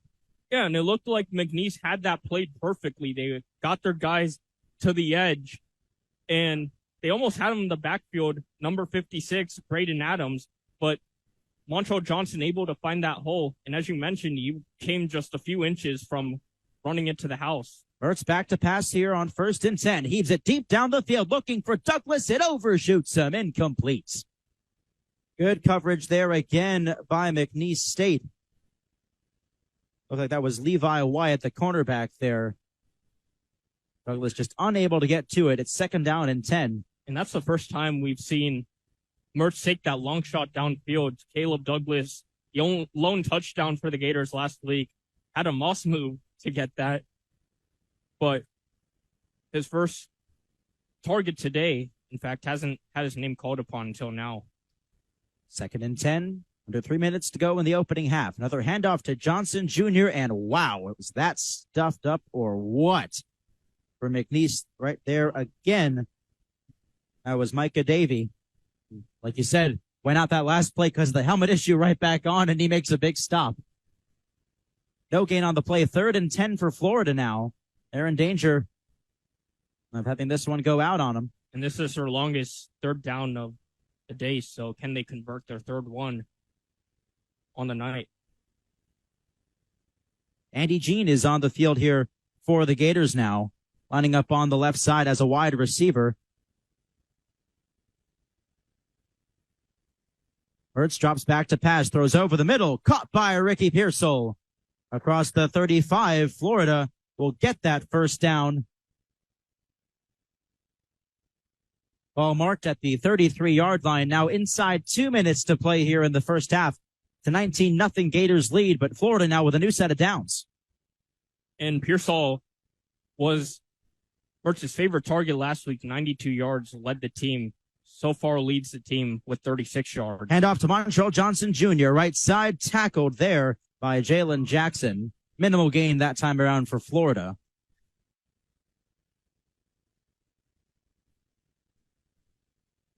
It was a 6-yard gain that time around for Montreal. Second and 4. Ball spotted at the McNeese 28. Andy Jean is off. Caleb Douglas back on, along with Pearsall and Wilson. Johnson Jr. lines up behind Mertz. And Mertz will hand this one off again to Montreal. Finds a lane on the right side. Sneaks through across the 15. Another first down for Florida. Montreal Johnson is having himself quite a night. Now, that was his 10th attempt, up to 74 rushing yards in this game. 49 seconds and counting down here. First and 10, ball spotted at the 13. Another handoff to Montreal up the middle left side, and he is stopped quickly. Looks like a timeout might have been called before that. No, after. It was after. So gain of 5 there for Montreal Johnson. Second and 5. Ball spotted on the 8-yard line. It's a touchdown, or a timeout, rather, for the Gators. And with 37 seconds left in this half, that running clock here, except the inside 2 minutes, that's really playing a factor tonight, I think. Yeah, it comes into effect, especially with the Gators driving right now. But just the amount of drives, considering the Gators only had 2 in that first quarter, usually you would see around 3 for each team with the play clock stopping after each first down. Now, with the running clock, after each first down, unless it's under 2 minutes in the second and fourth quarter, you get less possessions, but a lot faster game times. And McNeese now coming back on the field here. Florida remains in their timeout huddle. So far, the Gators, 204 yards on the ground, exceeds the amount that they had per game last season. Certainly a lot more Gator offense-like, I guess you could say. 2nd and 5 on the 8. Trevor Etienne now into the slot for the Gators, and the handoff goes to Etienne, and he has a wide open lane. Touchdown, Gators! Trevor Etienne practically walks into the end zone. 4 drives, 4 touchdowns for the Florida Gators. And they close out this second half strong, just 30 seconds to go. And their fourth one on the ground, as Etienne, with all that room on the left side, only had to walk in for the touchdown. But also the fourth time seeing this light celebration, which is also quite awesome. Yeah, the Gators installing LED orange and blue lights to the Swamp for this season, and we've seen them on display tonight quite a bit. They look fantastic. Adam Ihalik with the extra point kick, and that kick is good. So 26-0, the Gators lead the McNeese State Cowboys. 34 seconds left on the clock. Gators have certainly found their success on the running game, now 212 yards rushing tonight.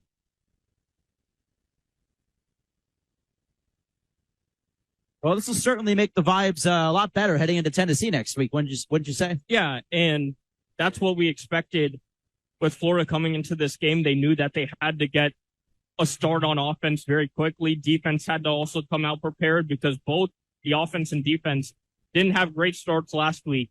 And they get a touchdown to start. They stop McNeese on a couple of third downs in their first 2 drives. And you'll see, once again, a great start from both sides of the ball for the Gators. Trey Smack will line up to punt this one away.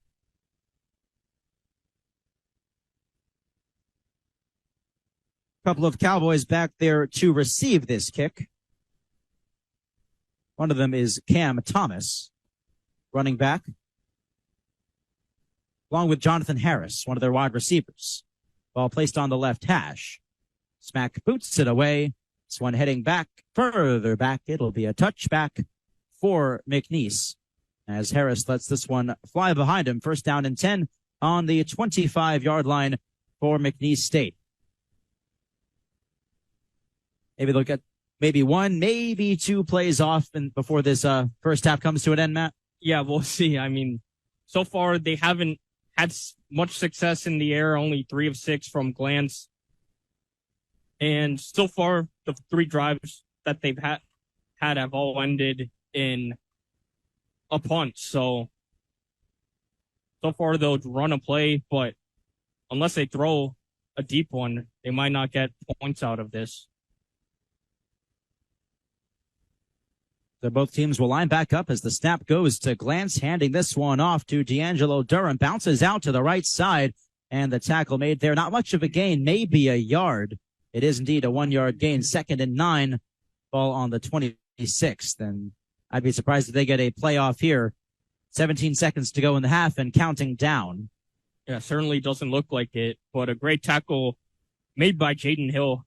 Had his name called upon a few times, delivered a big hit in the first quarter, but also he's been a big part as the Gators are marching to the locker room at half. First half comes to a close here, and what a first half it was for the Florida Gators. Welcome back to the Swamp indeed. 26-0. The Gators lead the McNeese State Cowboys at the half. Stay tuned for the Orange and Blue Sports Network halftime show here. We'll get you that on the other side of this break. You're listening to the Orange and Blue Sports Network on 95.3 GHQ.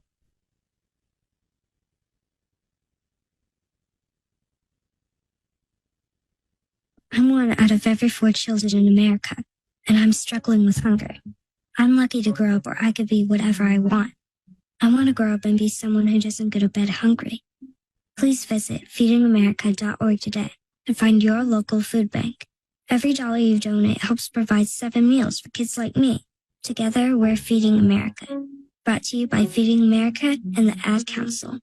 In the news, a small boy was rescued from abuse today by a magic trick. Witnesses say a bully had the boy pinned down. Scott was hitting Timmy pretty hard. And I said somebody should do something. Moments later, a street magician arrived on the scene. Police reports state he covered the bully with his coat. What happened next is still under investigation. Bully turned into a bunch of kittens. The victim left the scene unharmed. Boy, you'd never see that happen. That's because it doesn't. If you see abuse or neglect, learn what you can do from American Humane at BeHumane.org. I'm Sally, a volunteer at United Way. I'm asking people around the neighborhood what they think this place needs. Excuse me. Hi. What do you think this place needs? I'd like to see more parking. More playgrounds. Free movies. That's easy. Better restaurants. And you, what do you think this place needs? This place? Oh, more ice cream trucks. Okay. How about you? Wi-Fi everywhere? I was thinking more money in the pockets of local families come tax time. Can I change my answer? I was just kidding about the ice cream. Oh, that's way better. Now that you mention it. When it comes to getting better tax refunds into the hands of local families, what this place needs is you. To donate or volunteer, go to unitedway.org because great things happen when we live united. Brought to you by United Way and the Ad Council. This is the sound of someone correctly installing a car seat. And this is the sound of someone incorrectly installing a car seat. Correctly? Incorrectly. Hear the difference? No? That's because installing a car seat incorrectly is terribly easy. So much so, 75% of adults install them wrong. For simple instructions on how to get it right, visit buckleupforlife.org. Perfectly executed. Brought to you by Cincinnati Children's Hospital Medical Center. My name is Ruth Rusi, and this is how I live united. I read to children as part of United Way's education program. It helps them create links between language and literacy and prepares them for a better academic future. I figure I have the time and they have the need. My name is Ruth Rusi. I help kids prepare to succeed in school. So I don't just wear the shirt, I live it. Give, advocate, volunteer, live united. Go to liveunited.org. Brought to you by United Way and the Ad Council. Hey, Russell Wilson here, and I know how important exercise is. With Play 60, United Way and the NFL are helping kids stay active and play at least 60 minutes a day. But what this place needs is you. To donate or volunteer, go to unitedway.org/play60 because great things happen when we live united. Are you just going to do that every time? Brought to you by United Way and the Ad Council. Are you saving for a big purchase or just trying to put money away for a rainy day?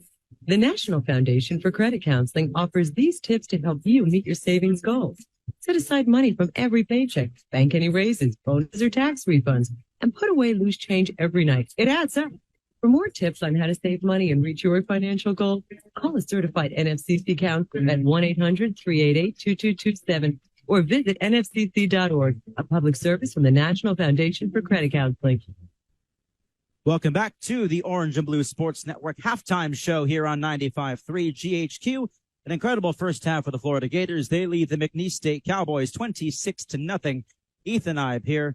He will get you now your scores from around college football. Let's start it off with the top 25 matchups this evening.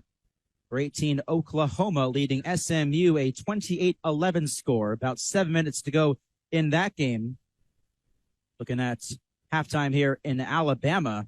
How about this? The number 11 Texas Longhorns currently lead the number 3 Crimson Tide. 13-6 is that score. How about that?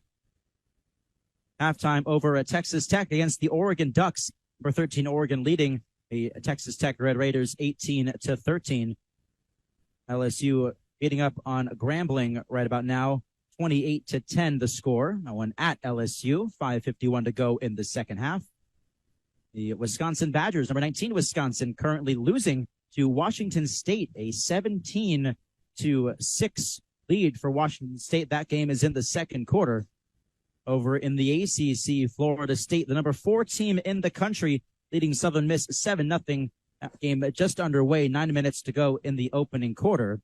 Some final scores from around college football. Ohio State taking down Youngstown State tonight, 35-7. Ohio State, the number 5 team in the country. Penn State, number 7, beating Delaware, a massive score, 63-7 tonight. Notre Dame taking down NC State 45-24. Number 12, Utah moves to 2-0 on the season. They take down Baylor 20-13. Number 15, Kansas State taking down Troy 42-13.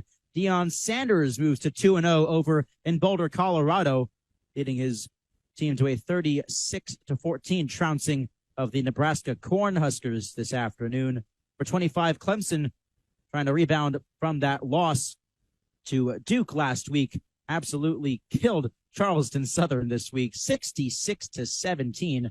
Number 2, Michigan defeating UNLV 35-7. Number 20, Ole Miss defeating number 24, Tulane 37-20. University of Miami takes down the number 23, Texas A&M Aggies, the unranked Hurricanes, winning 48-33.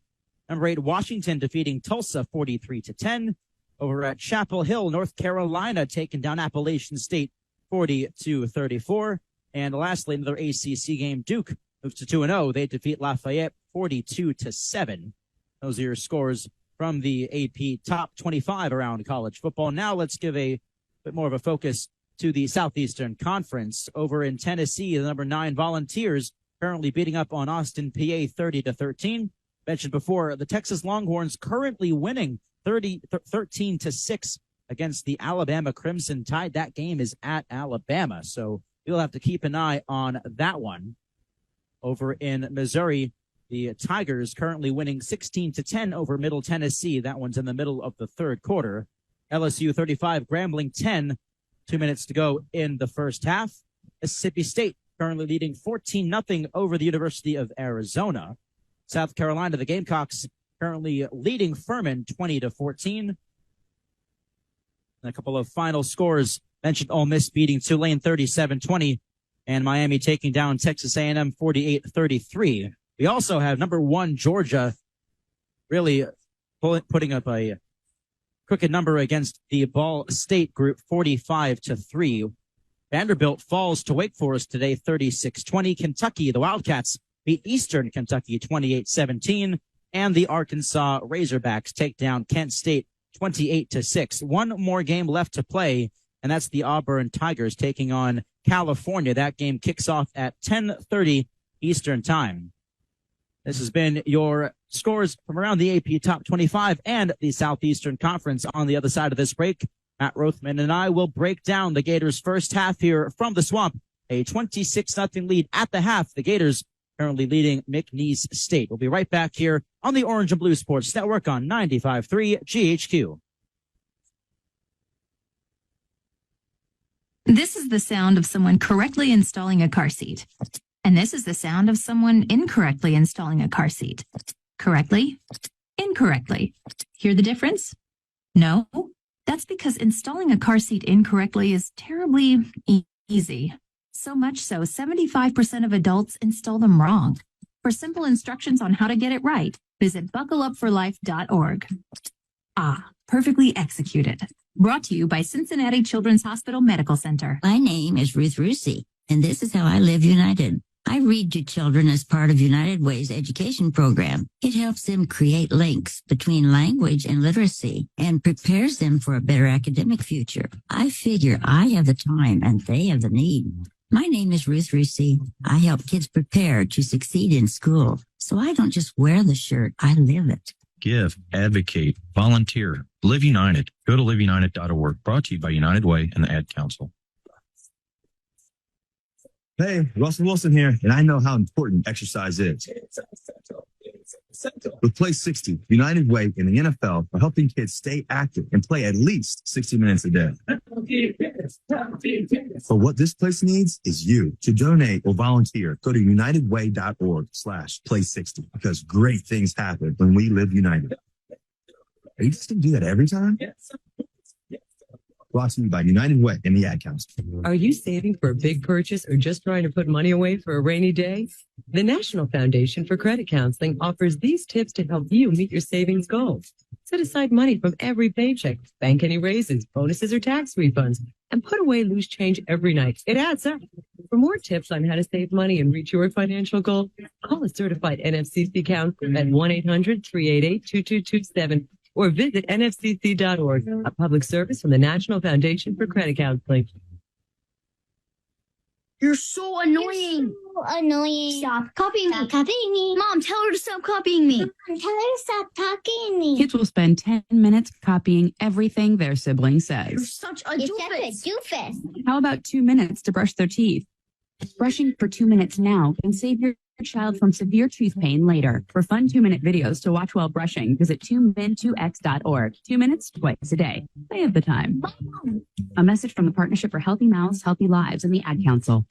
You are a healthy eater. Oranges for vitamin C, flaxseed and mackerel for omega-3s. But did you know the same foods that are good for your body, i.e. not beef jerky, are also good for your eyes? Yep, research shows proper nutrition can impact the development of cataracts and age-related macular degeneration, 2 leading causes of blindness. So keep up the healthy munching, my well-fed friend. And for more easy ways to keep keeping your eyes healthy, see your optometrist or visit AOA.org.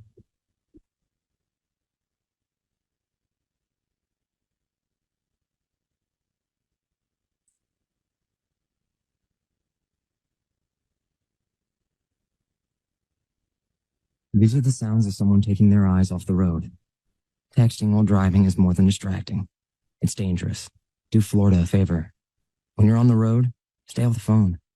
A message from CTIA, America's wireless companies, and the National Safety Council. Hey, you. Yeah, you. Sit right there. I gotta tell you something. I bet you know someone with type 2 diabetes. Guaranteed. You know why? Because 1 out of every 3 little kids is gonna develop diabetes in their lifetime. That is gonna lead to heart problems, strokes, and even blindness. I'm John Sally, and I'm telling you, it ain't gotta be that way. Now, you can up your defenses by eating more fruits and vegetables, having more vegetarian and vegan meals. These steps can be the power plays to protect you and your family against the risk of diabetes. Learn more, go to blockdiabetes.org.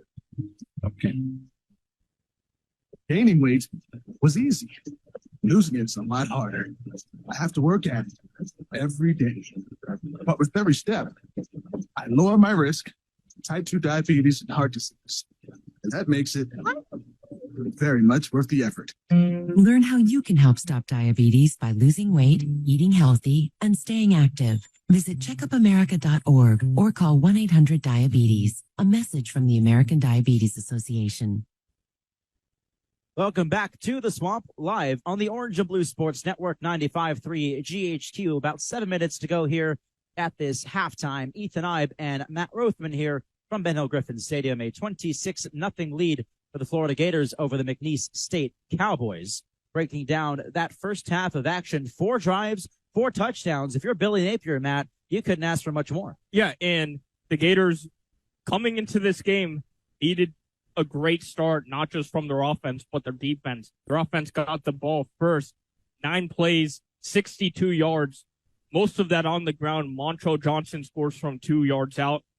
And they get a stop on defense, even though McNeese, they converted on the 4th down. The Gators getting a couple sacks on that drive. The second drive they had, they marched all the way down the field. It was a 99-yard drive for them, starting at the Gators' own 1-yard line. And Eugene Wilson, who's had a really solid first half, really led that drive and came to the 1-yard line with a wildcat play. Graham Mertz punches it in from 1 yard out. In the last 2 drives for the Gators, we saw Trayon Webb on that 3rd one where he led that drive 45 yards total, got a touchdown. And then the 10-play drive, the previous one, 74 yards for the Gators.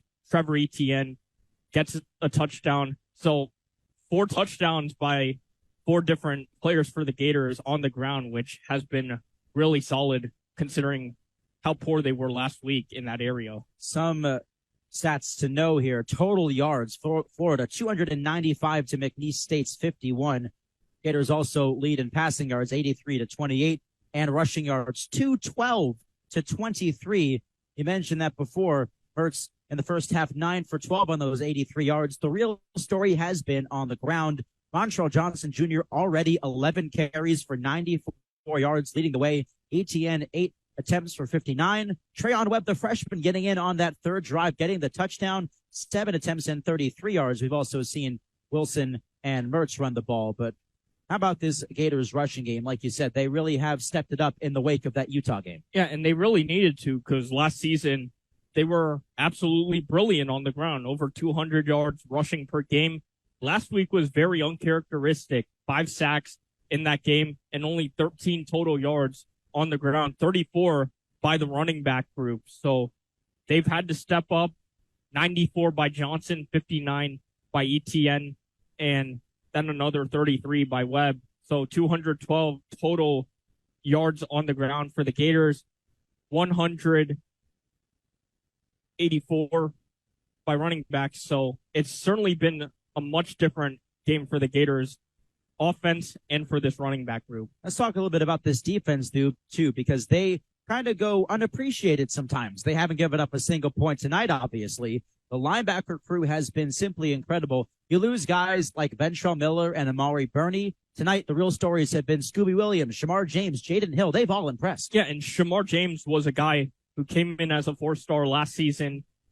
Didn't have as much game time in his freshman year as he wanted. Comes into the spring game, impresses there, impressed all of summer, and now he's gone into a position to take on that leadership role in that linebacking crew. And so far, he leads the Gators. 6 tackles today, led the Gators last week against Utah with 13 tackles. Scooby Williams has been really impressive today as well. 3 tackles, including 1 big hit from him, 1 sack.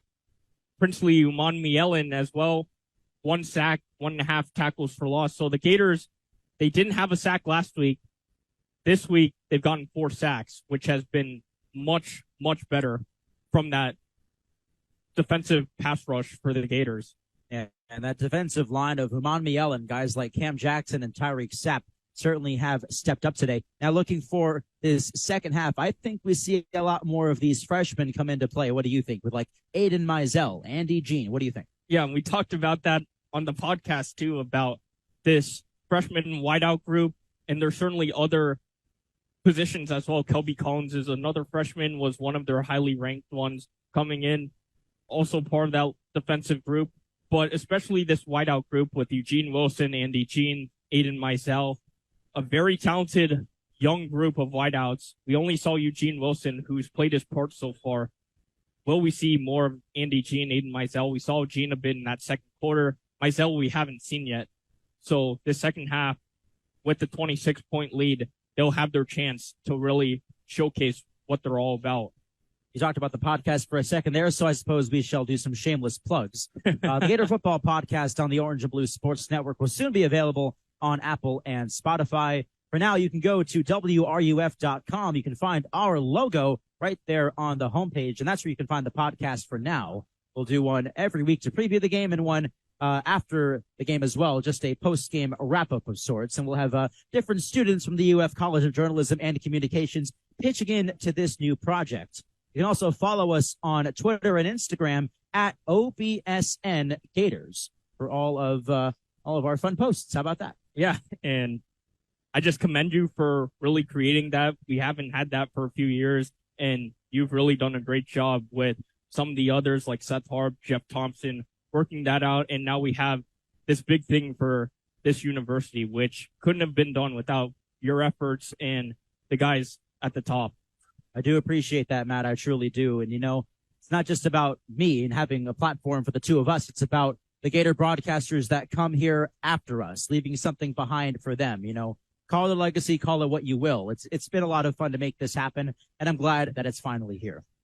Just about ready to begin this second half here, about 50 seconds left on the halftime clock. Matt, what are some of your keys to this second half? Yeah, so of course the Gators did their job in the first half, 26 points. They started out really well on offense, started out great on defense.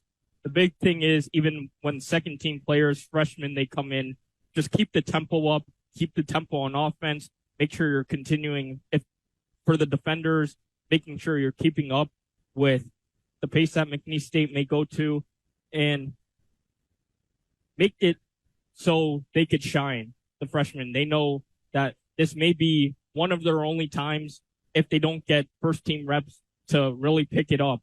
And it'll be really crucial for them to show Gator Nation what to expect in the next few years. McNeese State won the toss before the game, and they chose to defer, so they will now receive the second half kickoff. Trey Smack, the Florida punter, is ready to go. Both teams fan out. A couple of guys back to receive this one. Seen only touchbacks today. No returns by McNeese, as Smack's kick is away. This one sailing over the head of both returners into the end zone. So indeed, another touchback.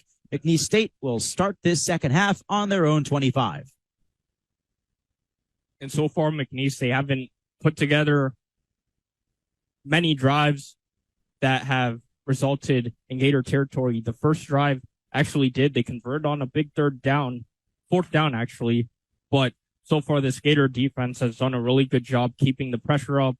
Glantz hasn't had much time to complete many passes, only 3 for 6. The main bright spot has been D'Angelo Durham, 7 carries, 45 yards. And Durham lines up to the right of the QB, Nate Glantz. 2 receivers on the left, 1 on the near side. Handoff goes to Durham, and he is wrapped up there at right about where it started by Princely Umanmielen.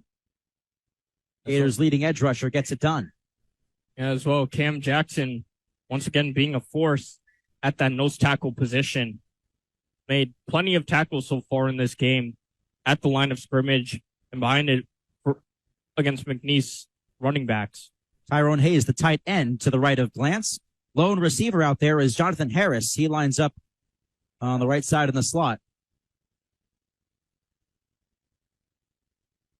Running back Durham in the pistol set. The snap. And the handoff goes to Durham, left side, breaking through there for a moment before he's stuffed just shy of the 30-yard line. Not going to be enough for a first down, a gain of 4. It's 3rd and 6 on the 29. And here comes Desmond Watson into the game. Cam Jackson will sub off for the time being. Watson, the second string nose tackle. Hard to miss him, 435 pounds.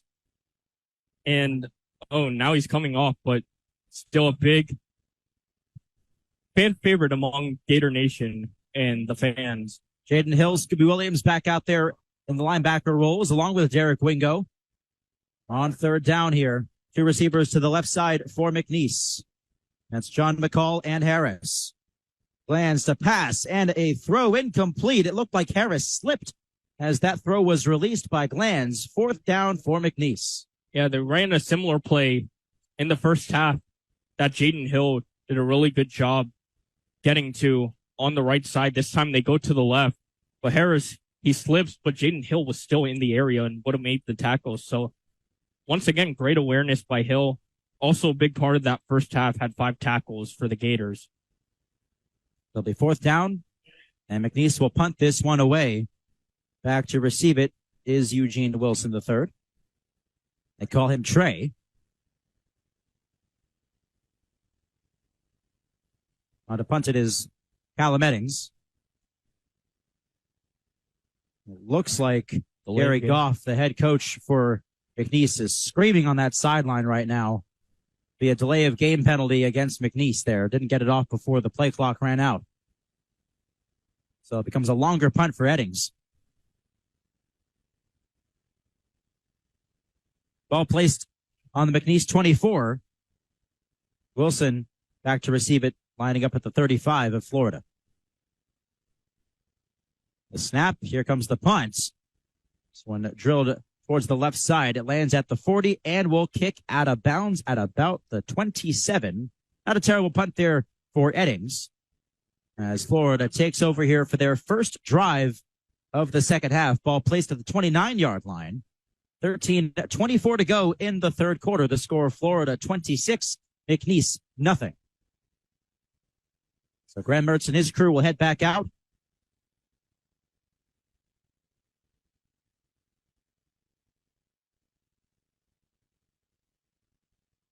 Let's see who Mertz has with him. Montrell Johnson Jr. is out there in the backfield. Trio of receivers to his left, Douglas, Pearsall, and Wilson. Wilson into motion here, as this one is handed off to Montrell Johnson on the left side. Slips through a tackle and now brought down at about the 35-yard line. Gain of 7 there for Montrell, his 12th carry of the game. And he surpasses 100 yards on the ground with that carry at 94 in the first half. With 11 carries, this one pushes him over. So he and ETN, after really down games last week against Utah, have really picked it up in this game. Mertz will drop back to pass this time around, finds Pearsall on a short pass on the left side. Pearsall's on the run here down the near sideline. He gets across midfield before being pushed out of bounds. First down for the Gators. Ball spotted right on the 50. We saw a few screen passes in the first half to Eugene Wilson. This one, Pearsall cuts underneath and gets the pass, and he breaks to the middle, but a few McNeese defenders are able to get to him, but he still continues to play up till midfield. Well, first down and 10 for Florida. 2 receivers on the far side. As Wilson goes into motion here. Fake handoff. Mertz, screen pass, far side. There is Wilson. He steps around a man, gets up to the 40 before being brought down by a trio of Cowboys. Don't know if he got enough for the first down. It will be second down and 1. Ball on the 41. Now into McNeese territory go the Gators. Jonathan Odom now onto the field, the tight end. So is Hayden Hansen. So 2 tight ends on the field for Florida. Sometimes Florida and Billy Napier like to use that 2 tight end system. Sometimes to really put more strength in the run game. Let's see if Montrell Johnson will get this carry here. Wilson exits the field to allow Odom to reach. And now Mertz will drop back to pass here after the fake handoff, throwing down the far sideline, caught by Pearsall across the 20, pushed out of bounds at about the 19. Another first down, back-to-back passes by Mertz. And Pearsall, who led the Gators in yards receiving in the first half, now picks up a big gain. Had 50 yards previously. Now this one will go for 23. Ball spotted on the 18, actually. It's first down and 10. Under 11 minutes to play here in the third quarter. Handoff goes to Montrell Johnson, running right side. He gets across the 15 before being brought down. Gain of 6 on the play. Second and 4, ball at the 12, and now a Gator is slow to get up. I believe that's Damian George. The Gators already struggling with injuries on their offensive line. Kingsley Aguakin is out for the first game, out for today. So the Gators don't want many more injuries on that front. Yeah, Jake Slaughter starting at center with Aguakin's absence, but Bill Napier said he has the utmost confidence in Slaughter. He's done well tonight. A handoff goes again to Montrell and tries to back up before breaking through, and he's brought down. That's going to be close. Don't know if he got the first down. Seems right at the marker, so maybe just a bit short. Haven't seen a clear sign from the officials just yet. Looks like it'll be third down. Maybe not. Now it is a first down for the Gators. At the 3 up there for a second, now it's a 1. So first and goal at the 8-yard line. Florida trying to score for the 5th time on 5 drives. Mertz, the handoff to Montrell Johnson. Steps beside a man, breaking towards the goal line. Does he get it? He's right there. It's a touchdown for the Gators. Montrell Johnson Jr. just barely gets in. His second touchdown of the night, and there again go the orange and blue neon lights. It usually doesn't snow a lot in Florida, but Montrell Johnson able to plow his way after getting stopped at the 2-yard line with 4 defenders on him, and now the Gators 5 drives, 5 touchdowns. A complete contrasting performance this time as opposed to last week. 8-yard touchdown rush for Johnson Jr. Adam Ihalik now on the field to attempt the extra point. Jeremy Crawshaw, the punter, will hold. Snap, the kick is up, and it is good. Ihalik drills the extra point, 33-0. Florida absolutely tearing McNeese State apart tonight at the Swamp. 9:27 to go in the third quarter. We'll step aside here for just a moment. You're listening to the Orange and Blue Sports Network on 95.3 GHQ. At the American Lung Association, we're fighting for a day when we can all breathe easier. We're fighting for clear skies over every city and healthy lungs throughout the country. We're fighting to free millions of Americans from the addictive grip of tobacco and the devastating effects of lung disease. The American Lung Association isn't just fighting for air, we're fighting for all the things that make it worth breathing, and we can use your help. See what you can do at fightingforair.org. Welcome back to Science Today. And we already have our next caller. Welcome. Who's this? Hi, I'm Philip. Hello, Philip. You sound really young. Not really. I'm 9. Oh, wow. You're still in elementary school, right? Does that matter? Oh, no, not at all. What's your question? Well, I know the molecular formula for water is H2O. I also know that hydrocarbon is CH3, CH2, 50, CH3. Glucose is C6H12O6. The general formula for an alkene is CnH2n plus 2. But what I can't seem to find is any scientific formula for Bob. Bob? My goldfish. Are you ready for kids who eat healthy? Good nutrition can lead to great things. To find out how a healthy lifestyle can help your child succeed, go to mypyramid.gov. A public service announcement brought to you by the Ad Council and USDA.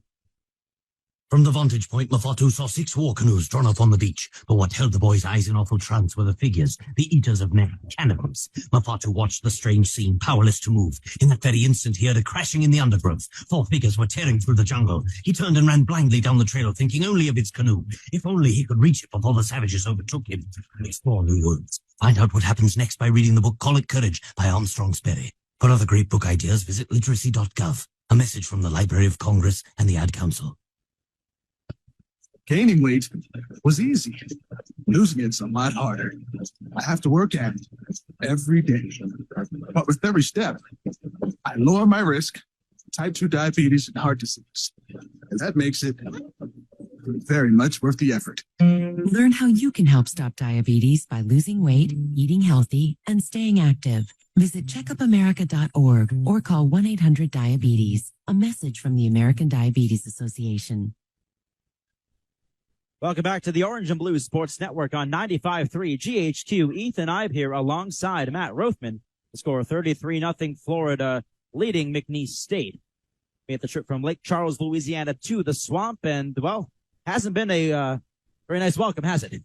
Yeah, and the Gators have won 33 straight home openers. You knew coming in it was going to be a tough test already. McNeese, an FCS opponent. The Gators have won 18 of their last 19 against FCS opponents. So the Gators so far have done everything in this game that you would have expected from them to do. Trey Smack will kick this one off to McNeese, Florida, fresh off their 5th touchdown of the game. As this one ends up in the end zone for a touchback, McNeese will take over on their own 25. As Montrell Johnson Jr. capping off a 7-play, 71-yard drive for Florida's 5th touchdown of the game, and Johnson Jr.'s 2nd of the night. Montrell, 15 attempts for 119 yards, leading the Gators in rushing tonight. 237 yards of offense on the ground. Certainly a welcome sight to see for Florida, as Nate Glanz back on the field to lead McNeese.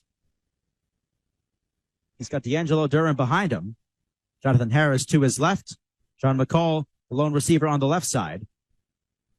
As this is a fake handoff here, Glanz with a pass and caught on the far side by McCall. First down for McNeese. It's actually Cam Thomas on the reception there. It's going to be a first down at the 40.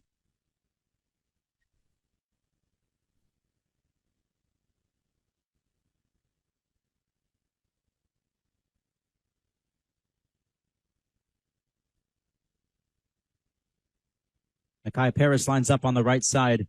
Triple receivers on that right side, including the tight end, Tyrone Hayes, as well as Marcus Peterson Jr. Lining up on the 40-yard line, left hash. A screen pass here goes to Mekhi Paris. Gets right up to midfield there. Not enough for a first down. But so far for McNeese State, 2 plays that have gone for really positive yards. The first down play, and now this one goes for 9 yards. So so far the two passes they made have done much more work than what they've had earlier in the game. A good start to this drive for McNeese and for Nate Glanz. 2nd and 1 on the 49-yard line. 8 minutes to go here in the third quarter. Two receivers on the left side, ball lined up on the right hash. Snap, and handoff goes to Cam Jackson. He will run into the Gators there. Great tackle there by Florida. Yeah, Bryce Thornton, the freshman safety, was in there. One of his first appearances in this game actually was during the depth chart, and now he gets his chance and makes a big tackle for loss. They're down and 2. Glanz hands it off, and now the play is whistled dead. There's a flag on the field. See who this one's on. There's 2 flags thrown, so he must have caught a false start, unless they're discussing over. Yeah, false start on McNeese. That'll set the back 5 yards. Looks like it was against the right tackle, Hayes Creel. So it's the second time for McNeese that they've had a 3rd and short and committed a false start penalty that has pushed them back to a 3rd and medium. So 3rd and 7. McNeese lining up on their own 43. 7.5 minutes to go here in the third quarter. 33-0 Gators lead it. 2 receivers left side. Now Cam Jackson in motion. Glanz steps back to pass, steps up in the pocket, trying to get around a guy. And again, Bryce Thornton on the tackle, not even close. Does he get that first down? No, he does not. It'll be 4th and 6. Looks like McNeese will send on the punting team. Thornton with a couple of nice tackles there on that one.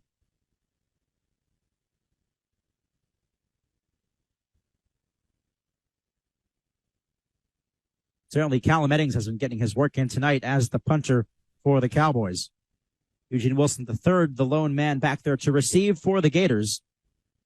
The punt sent away at about the 33. Wilson drifting to his left. And he will let that one drop in. McNeese will have it. As this one lands at about the 15-yard line. That's where the Gators will start here.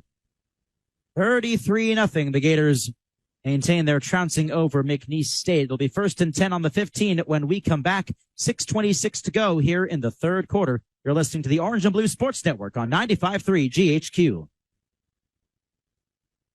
In the news, a small boy was rescued from abuse today by a magic trick. Witnesses say a bully had the boy pinned down. Scott was hitting Timmy pretty hard. I said somebody should do something.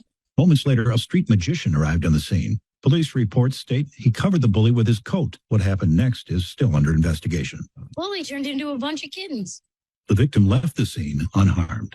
Boy, you'd never see that happen. That's because it doesn't. If you see abuse or neglect, learn what you can do from American Humane at BeHumane.org. I'm Sally, a volunteer at United Way. I'm asking people around the neighborhood what they think this place needs. Excuse me. Hi. What do you think this place needs? I'd like to see more parking. More playgrounds. Free movies. Oh, that's easy. Better restaurants. And you, what do you think this place needs? This place? Oh, more ice cream trucks. Okay. How about you? Wi-Fi everywhere? I was thinking more money in the pockets of local families come tax time. Can I change my answer? I was just kidding about the ice cream. Oh, that's way better. Now that you mention it. When it comes to getting better tax refunds into the hands of local families, what this place needs is you. To donate or volunteer, go to unitedway.org, because great things happen when we live united. Brought to you by United Way and the Ad Council.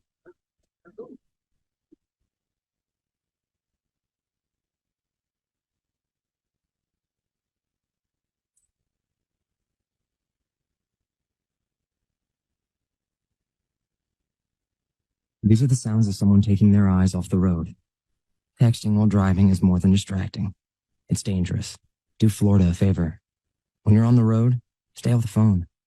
A message from CTIA, America's wireless companies, and the National Safety Council. Gaining weight was easy. Losing it's a lot harder. I have to work at it every day. But with every step, I lower my risk, type 2 diabetes, and heart disease. And that makes it very much worth the effort. Learn how you can help stop diabetes by losing weight, eating healthy, and staying active. Visit checkupamerica.org or call 1-800-DIABETES. A message from the American Diabetes Association. Back here from the Swamp, live on the Orange and Blue Sports Network on 95.3 GHQ. Ethan Eibe and Matt Rothmann. 6:26 to go here in the third quarter. The score 33-0 Gators. As Florida begins another drive, Graham Mertz lines up on his own 16. He will hand this one off, and that appears to be Trevor Etienne tumbling for the first down over the 25-yard line. He's 2nd and 1, actually. There was a gain of 9 that time around. Ball spotted at the 25. Florida has had 5 drives tonight, and they have scored all 5 times. This one again will go to Etienne. He runs up the left side, and he will break through for the first down there. Slipping through that McNeese defense that has certainly struggled tonight. Yeah, and the Gators have pretty much used one main running back for each drive, and the drive before was Johnson, this time it's Etienne. But they've been doing the same things with the same ingredients, going to the run game, and it's worked out.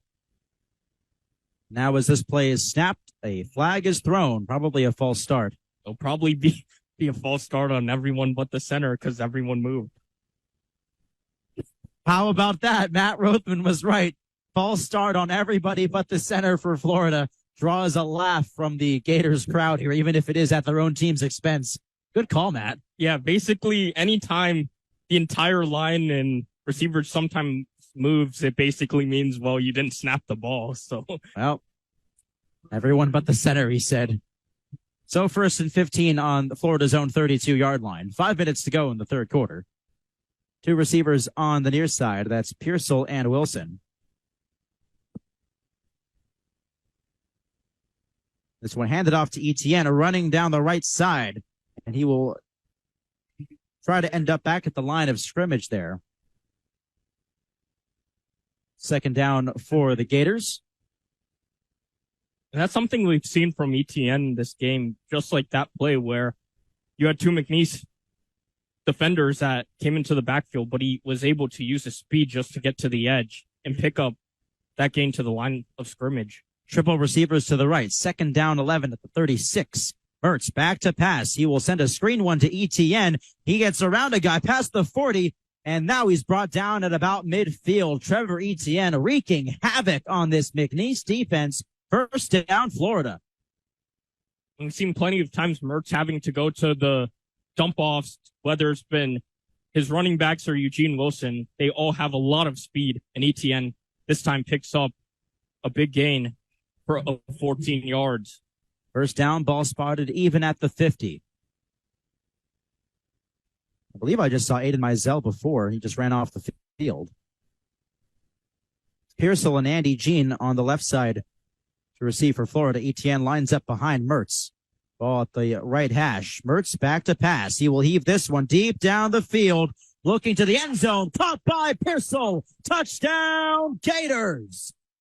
What a strike from Graham Mertz. 6 drives, 6 touchdowns for Florida.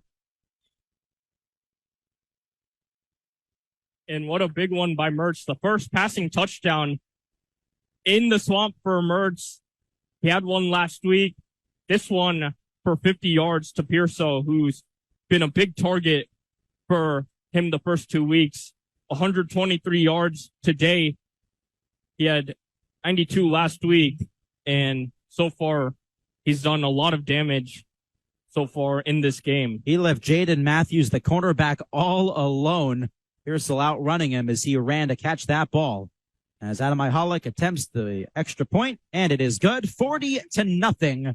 Florida leads McNeese State, a 50-yard touchdown strike from Graham Mertz. The first big play we have seen tonight, and Florida extends their lead. We'll step aside here, get you ready for Florida kicking back off to McNeese. 3:45 to go in the third quarter. 40-0 Gators. You're listening to the Orange and Blue Sports Network on 95.3 GHQ. Hey, Russell Wilson here, and I know how important exercise is.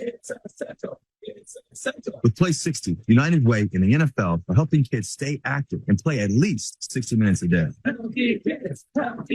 But what this place needs is you to donate or volunteer. Go to unitedway.org/play60 because great things happen when we live united.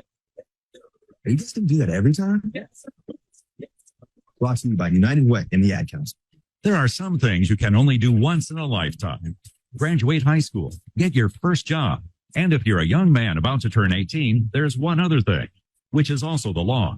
Registering with Selective Service. It's fast, it's easy, and you only have to do it once your entire life. Just visit your post office or sss.gov on your computer or smartphone. Do it and keep yourself eligible for a lot of other once-in-a-lifetime experiences, like that first college loan or Pell Grant, or U.S. citizenship if you're an immigrant. Hello, I'm John Lithgow. Manatees are unique, among the most amazing animals on Earth, but they're in danger. We pose the greatest threat to their survival. Many manatees are killed or injured by boats or other recreational activities. I'm a writer of children's books, including one about manatees, and I believe education is the key. You can be part of the solution. Please contact Save the Manatee Club right now. Call 1-800-432-JOIN. Thank you. Are you saving for a big purchase or just trying to put money away for a rainy day? The National Foundation for Credit Counseling offers these tips to help you meet your savings goals. Set aside money from every paycheck, bank any raises, bonuses, or tax refunds, and put away loose change every night. It adds up. For more tips on how to save money and reach your financial goal, call a certified NFCC counselor at 1-800-388-2227 or visit nfcc.org, a public service from the National Foundation for Credit Counseling. Gaining weight was easy. Losing it's a lot harder. I have to work at it every day. But with every step, I lower my risk, type 2 diabetes, and heart disease. And that makes it very much worth the effort. Learn how you can help stop diabetes by losing weight, eating healthy, and staying active. Visit checkupamerica.org or call 1-800-DIABETES. A message from the American Diabetes Association. Welcome back to the Orange and Blue Sports Network on 95.3 GHQ. Ethan Eibe and Matt Rothmann live from Ben Hill Griffin Stadium. What a night it has been so far. A 40-0 Gators lead. Just saw a 50-yard touchdown pass from Grant Mertz to Ricky Pearsall. As Florida gets set to kick it back off, Trace Mack will send this one back to McNeese. The guys back to receive as Smack sends this one away. This one looks to be caught there and dropped there by Cam Jackson. Jackson now picks it up at the 9-yard line, circling back to the right side. He'll get a couple of extra yards out of this one as he's out of bounds at the 14. A flag is thrown. And this might be coming back. There was a block in the back there. We'll see. It was Cam Thomas actually on the return. Looks like this will go against McNeese. And they'll be starting inside their 5 since the penalty happened at the 8-yard line, so half the distance. There's a holding call during the return. It's against Mekhi Paris, one of the wide receivers. So this is going to start on the 7-yard line for McNeese. They will have quite a ways to go here. South Florida get a touchdown on a 99-yard drive, their second of the game. They've had 6 drives and 6 touchdowns tonight here. And so Nate Glanz will field this snap in his own end zone with D'Angelo Durham to his left. 2 receivers on the left side. Handoff goes to Durham, and he is going to be pushed back into his own end zone. It looks like it's going to be a safety. No, they're going to mark it because mark it down at the spot where forward progress stopped, right? Yeah, unfortunately, forward progress, it could be everyone's favorite thing or it could be something that people dread. But it's in this game for a reason, and he was stopped at the 3 and then pushed back. It's a loss of 4 yards there. Well, spotted at the 3, 2nd down and 11. See if they go to D'Angelo Durham again. Single receivers left and right. The snap, hand off to Durham, and this time around it'll be a safety. Florida wrapping him up that time. That looks like it was Cam Jackson there. Absolutely smothered him. extra 2 points. Just put a couple of change in the piggy bank. Yeah, Jamari Lyons now the guy that gets to Cam Thomas there. So Gators defense has really stepped it up in this game. And, even the second team guys, even the guys who didn't start, proved to be a big key factor in this game. 2:54 to go here in the third quarter. Now 42-0 Gators.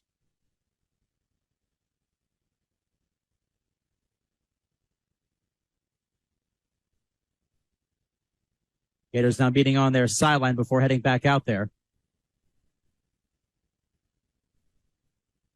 Now, this game so far has gone pretty much as expected for the Gators. A bit of a get-right situation after their opening week loss to Utah.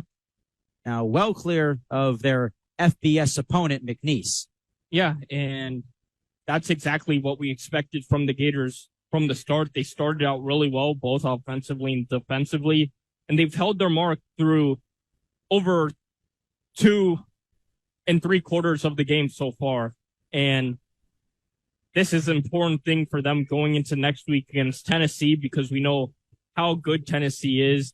In the swamp, it will be really big. The atmosphere, as it still is now, it's still been very loud, even in a 42-0 game. So we expect the crowd to get behind next week, and the Gators will have to respond as well. So Etienne and Eugene Wilson back to receive this punt. And going after it, a short kick, and that one caught there by... Look like Brian Green Jr., who is on special teams duty, but that one at about the 40 before heading out of bounds. Yeah, he signaled a fair catch, so wonder where they're going to mark it. Maybe around the 38, 39, but we'll see who the Gators send out there, because we expected fourth quarters when you would see most of the second team guys. Now we see guys like Aiden Mizell and Andy Jean come onto the field. So indeed, you get the second team out there. So Mizell will line up on the left side. Trayon Webb out there as well, the freshman. And it looks like Max Brown's going to come into this game as the quarterback. Jack Miller unavailable today. He is the second stringer. He hands it off to Webb, running on the left side, dives across the logo, gets right up to just about midfield. Max Brown, the two-sport athlete, also on the baseball team here at UF.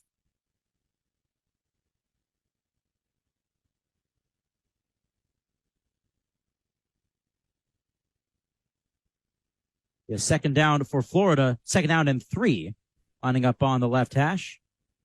Max Brown getting his first game action as a Gator. He hands this one off again to Webb. A short gain there. I don't know if that's enough for the first down. Doesn't look like it. It'll be third down and 1. Ball placed at the 47-yard line. And of course, we've seen Trayon Webb earlier in the game. The third drive of 45 yards in, he punched it in from a short yard situation now. But we'll see how Max Brown can connect with some of these freshman receivers, if he does with Aiden Mizell and Andy Jean in the game. We'll hand it off to Webb again, running right up the middle, and he is forced back. Did he get the first down, though? Just got it. Barely did. A new set of downs for the Gators. Ball placed at the 50. Minute 35 to go here in the third quarter. A 42-0 Gators lead. Max Brown, 6'2", 220, out of Tulsa, Oklahoma, went to Lincoln Christian for joining the Gators. You saw him play in the orange and blue game. You and I were on the call for that.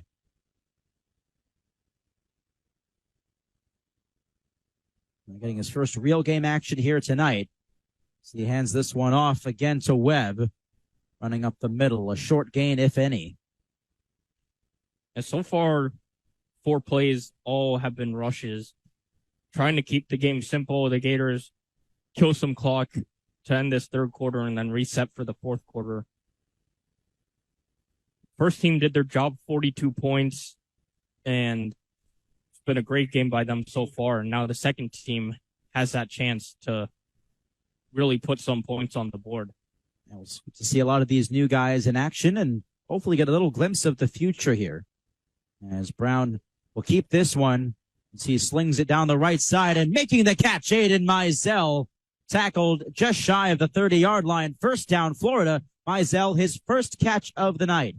And first catch of the season, and his first of what will hopefully be a really good career in Florida. 16 yards on that pass. I thought Max Brown could have gone to Andy Jean. He was a bit further up the field and open, but he still makes a great pass to Mizell. And this will conclude the last play of the third. Yep. Clock hits 000 here. We'll get set for the fourth quarter of Max Brown on full display here in Gainesville. The score 42-0 in favor of the Gators. They lead the McNeese State Cowboys. Fourth quarter coming up on the other side of the break. You're listening to the Orange and Blue Sports Network on 95.3 GHQ.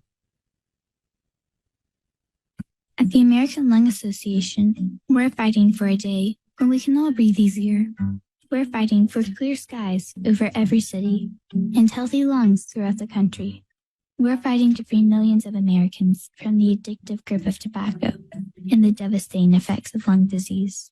The American Lung Association isn't just fighting for air, we're fighting for all the things that make it worth breathing, and we can use your help.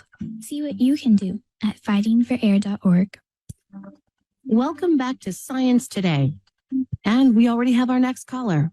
Welcome. Who's this? Hi, I'm Philip. Hello, Philip. You sound really young. Not really. I'm 9. Oh, wow. You're still in elementary school, right? Does that matter? Oh, no, not at all. What's your question? Well, I know the molecular formula for water is H2O.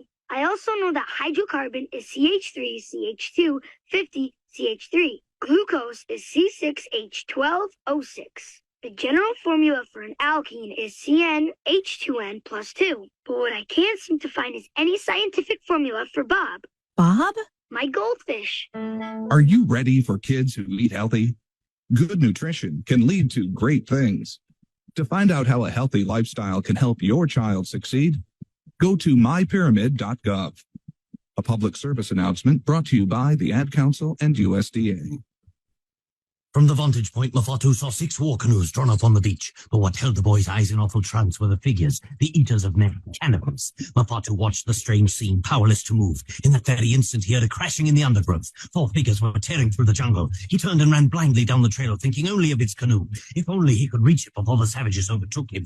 Explore new worlds. Find out what happens next by reading the book Call It Courage by Armstrong Sperry. For other great book ideas, visit literacy.gov. A message from the Library of Congress and the... Gaining weight was easy. Losing it's a lot harder. I have to work at it every day. But with every step, I lower my risk, type 2 diabetes and heart disease. And that makes it very much worth the effort. Learn how you can help stop diabetes by losing weight, eating healthy, and staying active. Visit checkupamerica.org or call 1-800-DIABETES. A message from the American Diabetes Association. Welcome back to the Orange and Blue Sports Network, live on 95.3 GHQ. Taking a look now at the Tom Petty tribute going on here in between the third and fourth quarters. One of the best traditions in college football. It is so incredible to see, Matt. All the flashlights, Gator Nation really bonding over this one. Yeah, and it's been a really big tradition ever since his passing, and a great way to honor a guy who was born in Gainesville and a guy who really grew. You can hear it too. Yeah, grew as an inspiration for many others. Getting ready to begin the fourth quarter here from the Swamp. A 42-0 lead for the Gators over the McNeese State Cowboys. Ethan Eibe Matt Rothmann on the call.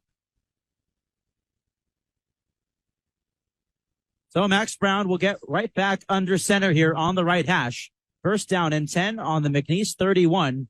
Florida knocking on the door of the red zone for the 7th time tonight. 6 drives, 6 touchdowns for the Gators. They haven't missed a beat all night long.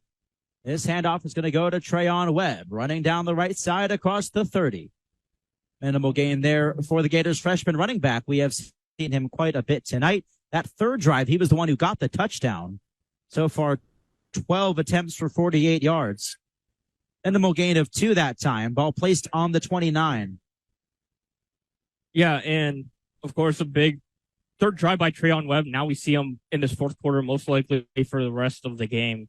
But Aiden Mizell and Andy Jean both out there. A couple of freshman wide receivers.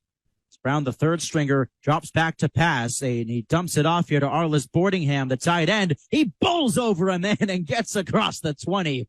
How about that for the big tight end? Arliss Boardingham, 6'3", 240. The redshirt freshman just took out a guy on his way to a first down. Ball placed at the 21. And we didn't see much, if any, from Boardingham last week. But once again, with other guys with the second team gets their chance in this fourth quarter. And what a statement to start off your first play. Single receivers left and right in Mizell and Jean. The snap, handed off to Webb, running right back up the middle, has a great lane, dives across the 5. It'll be first and goal for the Gators. Trayon Webb again. 1st and 5. And that was a big 16-yard pickup for Webb. A big hole through the middle, and was only a safety away from getting the touchdown as he tried to bulldoze the Cowboy safety, but just couldn't get there. But he still picks up 16 for a first. See what the play call is here on 1st and goal. Another handoff to Webb. Sidesteps a man, breaking for the end zone. He's in. Touchdown, Gators. Trayon Webb, his 2nd of the night.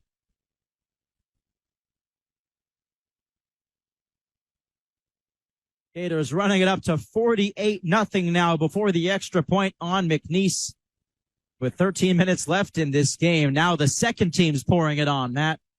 Yeah, and that gets the Gators to 300 rushing yards for the game. Trayon Webb now at 71 yards.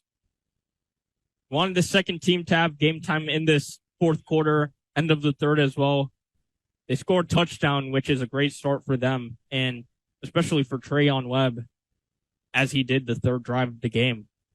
Adam Ihalick's kick is good. The extra point for the Gators makes it 49-0, matching the number 49 on Ihalick's back. So we will step aside here, get you right back for the next drive for McNeese. 13 minutes even to go in this ball game. 49-0 Gators. You're listening to the Orange and Blue Sports Network on 95.3 GHQ. Welcome back to Science Today. And we already have our next caller. Welcome. Who's this? Hi, I'm Philip.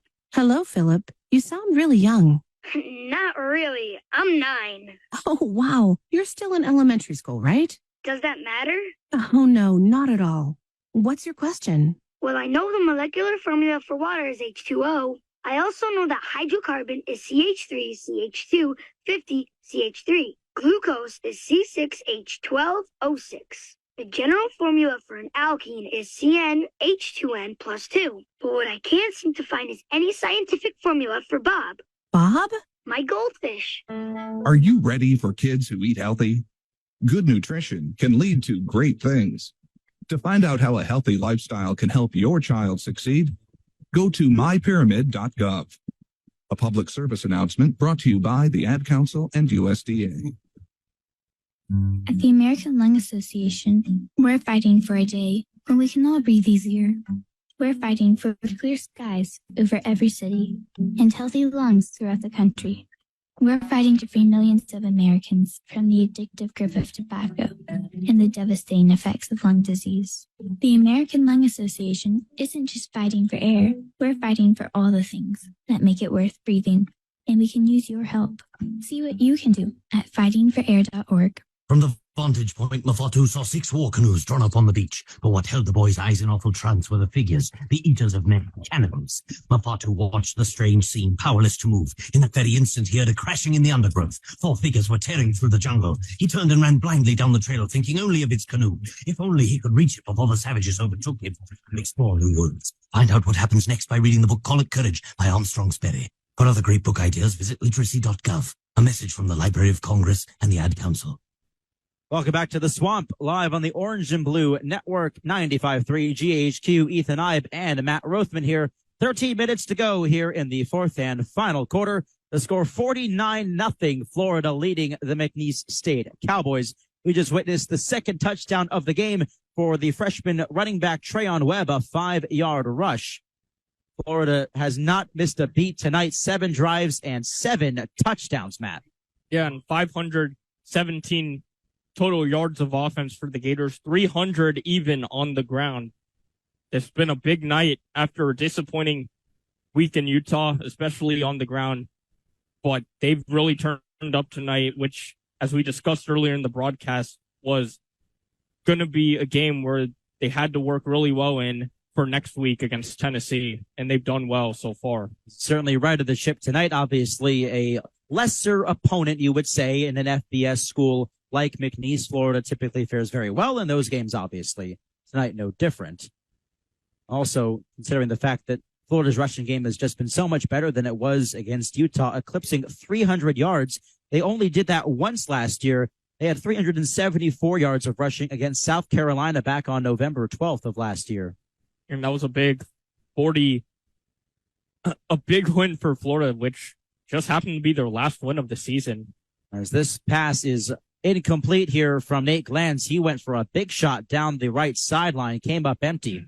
And the freshman Jakeem Jackson on the coverage, a great pass defender, turns his head around to the ball and was able to knock the ball away. And as we said, another freshman, so he's getting his chance in this game.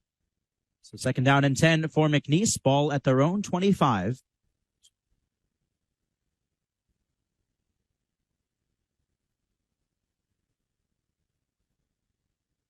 This one handed off here and stuffed right away.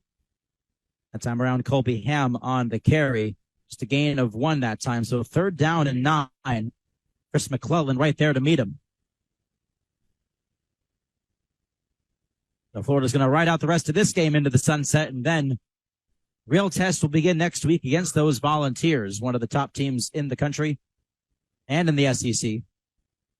And it will really show where the Gators are this season, because Tennessee, the number 9 ranked team in the country. Of course, Florida, we know they played well at home. Last home game they had against Tennessee was a 21-point win. But Lance, this time it's a different test. Looking to the left side, slings it, a low throw. It was caught there. Jalen Johnson on the catch at about the 35-yard line. That'll give McNeese State a 1st down here. Ball placed on the 36. And that's the first 3rd down conversion that McNeese has gotten in this game. So the Gators defense has really done well in those situations. They did much better against Utah in the second half last week in those situations. So they've done quite well defensively. 2 receivers on the far side, 1 on the near side for McNeese. The handoff goes instead to Colby Ham, running right and met by a whole bunch of Gators there. Not much of a gain, if any. He's 2nd down and 10.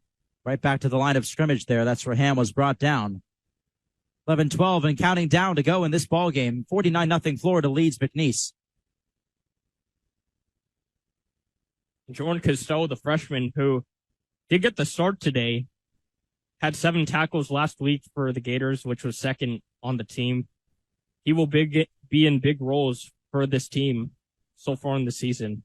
Lands throwing to the far side, batted away that time around by Florida.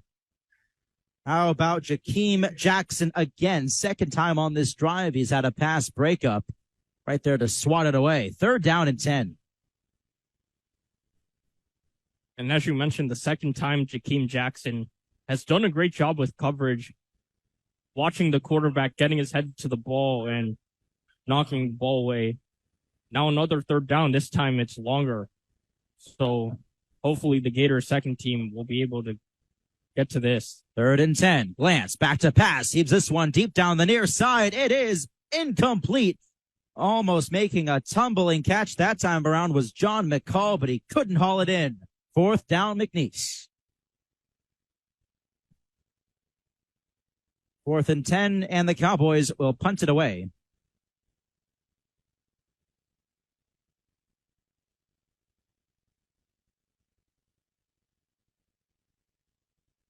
So out goes Eugene Wilson III to receive the punt. Callum Eddings back out there. We'll line this one up on the right hash. The punt is at the 30-yard line. Here it goes, sailing towards Wilson. He will let it one hop in front of him, trickling down the 20-yard line, and this will trickle all the way to the 17. He picks it up right there. First down and 10 for the Gators on their own 17-yard line. The score, Florida 49, McNeese nothing. 10:31 to go in the ball game. We'll be right back on the Orange and Blue Sports Network on 95.3 GHQ. I go to school with your children. We say the Pledge of Allegiance together. I'm one out of every 4 children in America, and I'm struggling with hunger. I'm lucky to grow up where I could be whatever I want. I want to grow up and be someone who doesn't go to bed hungry. Please visit feedingamerica.org today and find your local food bank. Every dollar you donate helps provide 7 meals for kids like me. Together, we're Feeding America. Brought to you by Feeding America and the Ad Council. In the news, a small boy was rescued from abuse today by a magic trick. Witnesses say a bully had the boy pinned down. Scott was hitting Timmy pretty hard. I said somebody should do something. Moments later, a street magician arrived on the scene. Police reports state he covered the bully with his coat. What happened next is still under investigation. Bully turned into a bunch of kittens. The victim left the scene unharmed. Boy, you'd never see that happen. That's because it doesn't. If you see abuse or neglect, learn what you can do from American Humane at BeHumane.org. I'm Sally, a volunteer at United Way. I'm asking people around the neighborhood what they think this place needs. Excuse me. Hi. What do you think this place needs? I'd like to see more parking. More playgrounds. Free movies. Oh, that's easy. Better restaurants. And you, what do you think this place needs? This place? Oh, more ice cream trucks. Okay. How about you? Wi-Fi everywhere? I was thinking more money in the pockets of local families come tax time. Can I change my answer? I was just kidding about the ice cream. Oh, that's way better. Now that you mention it. When it comes to getting better tax refunds into the hands of local families, what this place needs is you. To donate or volunteer, go to unitedway.org, because great things happen when we live united. Brought to you by United Way and the Ad Council. Gaining weight was easy. Losing it's a lot harder. I have to work at it every day. But with every step, I lower my risk, type 2 diabetes and heart disease. And that makes it very much worth the effort. Learn how you can help stop diabetes by losing weight, eating healthy, and staying active. Visit checkupamerica.org or call 1-800-DIABETES. A message from the American Diabetes Association. Welcome back to the Swamp, the Orange and Blue Sports Network on 95.3 GHQ. The score, Florida 49, McNeese nothing. As the Gators line up for another drive here on their own 17-yard line. Max Brown will take the snap, pitch it out to Trayon Webb, running to the left side into a couple of Cowboys there. Brought down at about the 17, maybe the 18, right at the line of scrimmage there. I actually think that's number 12, Michael Leon, the 4th-string quarterback, now out on the field. So Max Brown only one series, but it was a big one. They scored a touchdown there. Michael Leon getting his very first action as the Gators quarterback. He is their 4th stringer. Keep in mind, Jack Miller III is the Gators' 2nd string quarterback, but he is out tonight due to right shoulder tendonitis. Miller III started the Las Vegas Bowl against Oregon State. Threw for 180 yards in that one, but we won't be seeing him at all tonight. Yeah, it's worth to note that many of the guys on the injury report, whether they were questionable, whether they were 75% fit, like most of them are out for today. Kingsley Aguakin, we already knew. Jack Miller's out. Ty Bowman, Tony Livingston, wide receiver Marcus Burke, who had 61 yards last week. Khalil Jackson, who we mentioned earlier, and Devin Moore as well. All of them inactive for this game. Michael Leon with the pass. It is just over the head there of Aiden Mizell, it looks like. Went off his hand and out of bounds. It'll be 3rd down and 10. Still on the Gators' 17-yard line. A little bit about Michael Leon, 6'5", 220, out of Boynton Beach, Florida. Went to Boca Raton High School. That's about where I'm from. A couple of colleges before Florida, NC State and UConn. Joined the Gators this past spring as a preferred walk-on. So third down here. Gators haven't moved at all on this drive. And now a false start here, and that's going to go against the Gators for sure. Yeah, it's number 6, Andy Jean. Like freshman, of course, a bit inexperienced, going to make those mistakes early on. Well, now he'll bounce back. If there's any game to make those mistakes in, it's this one when you're winning by nearly 50 points, Matt. Exactly. And now, of course, with these freshmen and second team players, you want to prove a lot in this game, have your time to shine. But the Gators as a team, they did their job today. Leon hands this one off. Wow, a jet move there. Aiden Mizell gets across the 20 there, but not quite enough for the first down. 4th and 6 on the 21. And that's the first drive we've seen from the Gators that hasn't ended in a score. So this one a 3 and out, but with around 9.5 left in the fourth, pretty much that's when you can accept a drive that didn't go to fruition. It'll be the first time we see Jeremy Crawshaw attempt a punt tonight out of New South Wales, Australia. Average 45 yards per punt. His kicks against Utah. Sends this one out, lands at about the 40, trickles all the way to the 30, picked up there. And brought down as well by McNeese. So the Cowboys will take over here. First down on their own 32. We'll see if they can piece together any kind of offense against the Gators tonight when we come back. 9 minutes and 6 seconds to go here in this ball game. 49-0 the Gators lead McNeese. You're listening to the Orange and Blue Sports Network on 95.3 GHQ. At the American Lung Association, we're fighting for a day when we can all breathe easier. We're fighting for clear skies over every city and healthy lungs throughout the country. We're fighting to free millions of Americans from the addictive grip of tobacco and the devastating effects of lung disease. The American Lung Association isn't just fighting for air, we're fighting for all the things that make it worth breathing, and we can use your help. See what you can do at fightingforair.org.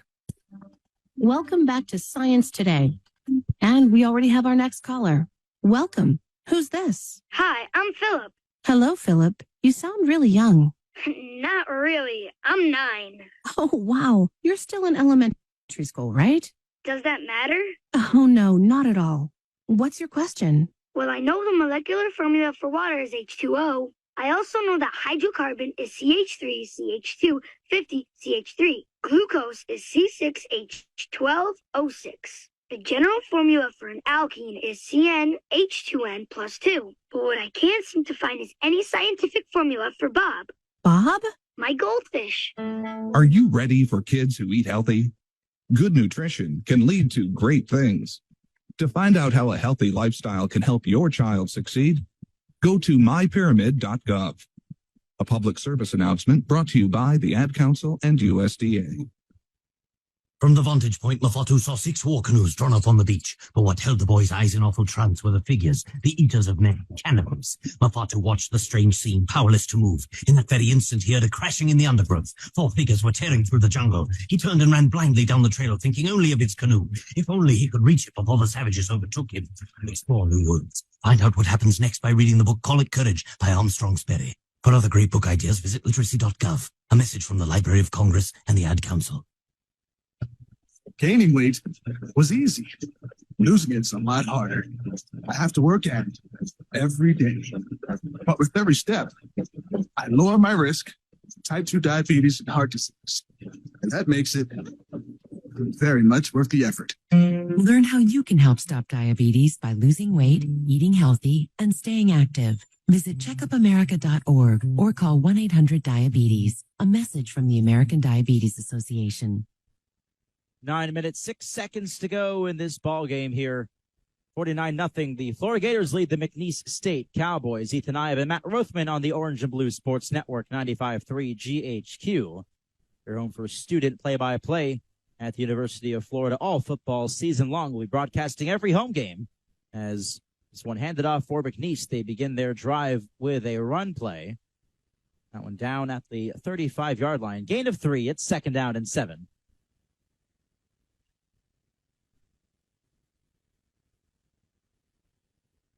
This is a change at quarterback for McNeese. Trey Simmons is into the ballgame now. The junior. Spent a couple of seasons at Tusculum University.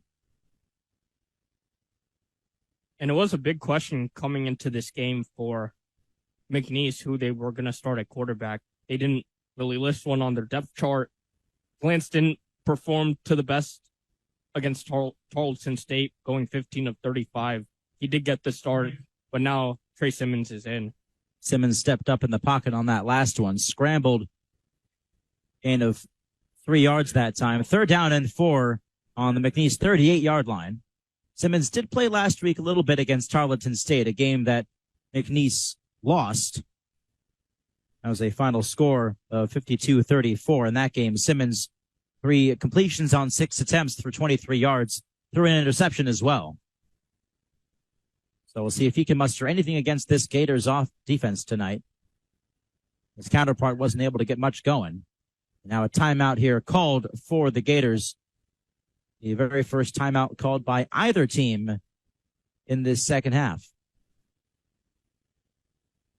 It's kind of surprising with the way this game has been going that you wouldn't have expected a timeout in this half, but I guess the Gators, the second team out, got to make sure they're on the same page, especially with the 3rd down coming up.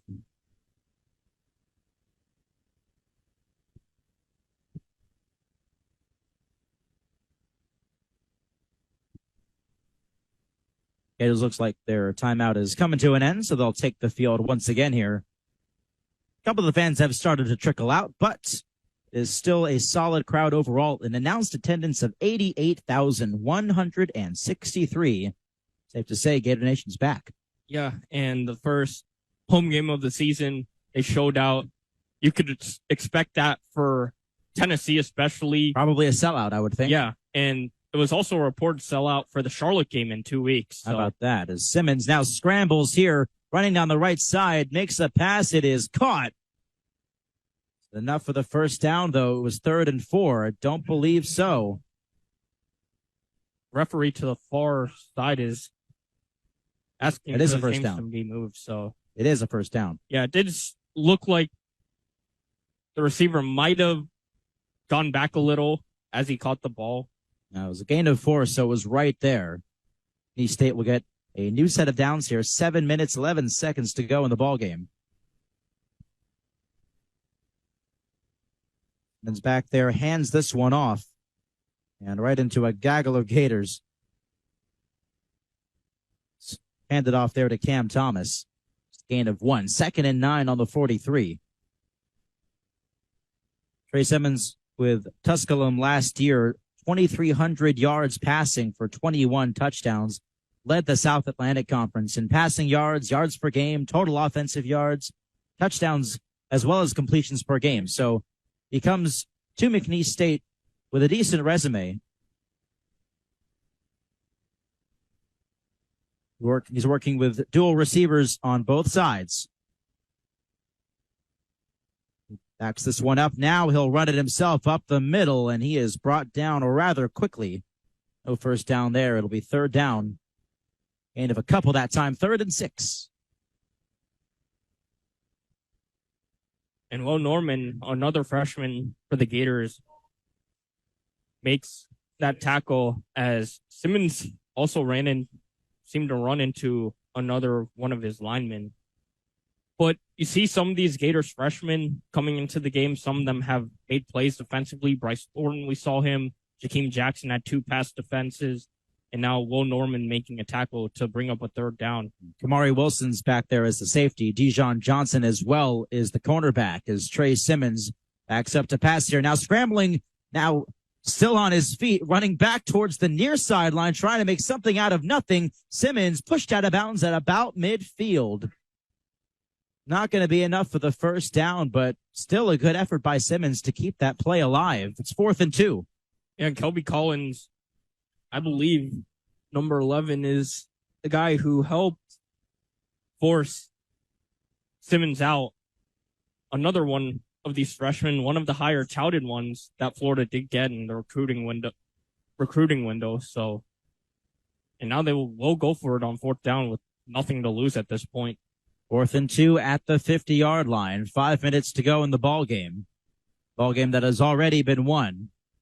And now it's like another timeout here called, this one by McNeese State. Perhaps the play clock winding down. So we'll step aside here just a moment. A 49-0 lead for the Florida Gators. It'll be 4th down and 2 for McNeese when we come back. 4:54 to go in this one. You're listening to the Orange and Blue Sports Network on 95.3 GHQ. In the news, a small boy was rescued from abuse today by a magic trick. Witnesses say a bully had the boy pinned down. Scott was hitting Timmy pretty hard. And I said somebody should do something. Moments later, a street magician arrived on the scene. Police reports state he covered the bully with his coat. What happened next is still under investigation. Bully turned into a bunch of kittens. The victim left the scene unharmed. Boy, you'd never see that happen. That's because it doesn't. If you see abuse or neglect, learn what you can do from American Humane at BeHumane.org. I'm Sally, a volunteer at United Way. I'm asking people around the neighborhood what they think this place needs. Excuse me. Hi. What do you think this place needs? I'd like to see more parking. More playgrounds. Free movies. Oh, that's easy. Better restaurants. And you, what do you think this place needs? This place? Oh, more ice cream trucks. Okay. How about you? Wi-Fi everywhere? I was thinking more money in the pockets of local families come tax time. Can I change my answer? I was just kidding about the ice cream. Oh, that's way better. Now that you mention it. When it comes to getting better tax refunds into the hands of local families, what this place needs is you. To donate or volunteer, go to unitedway.org, because great things happen when we live united. Brought to you by United Way and the Ad Council.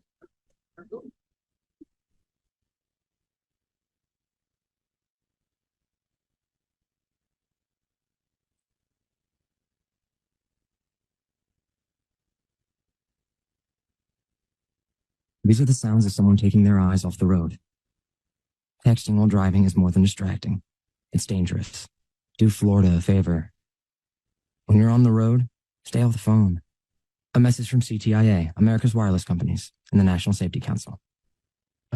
Gaining weight was easy. Losing it's a lot harder. I have to work at it every day.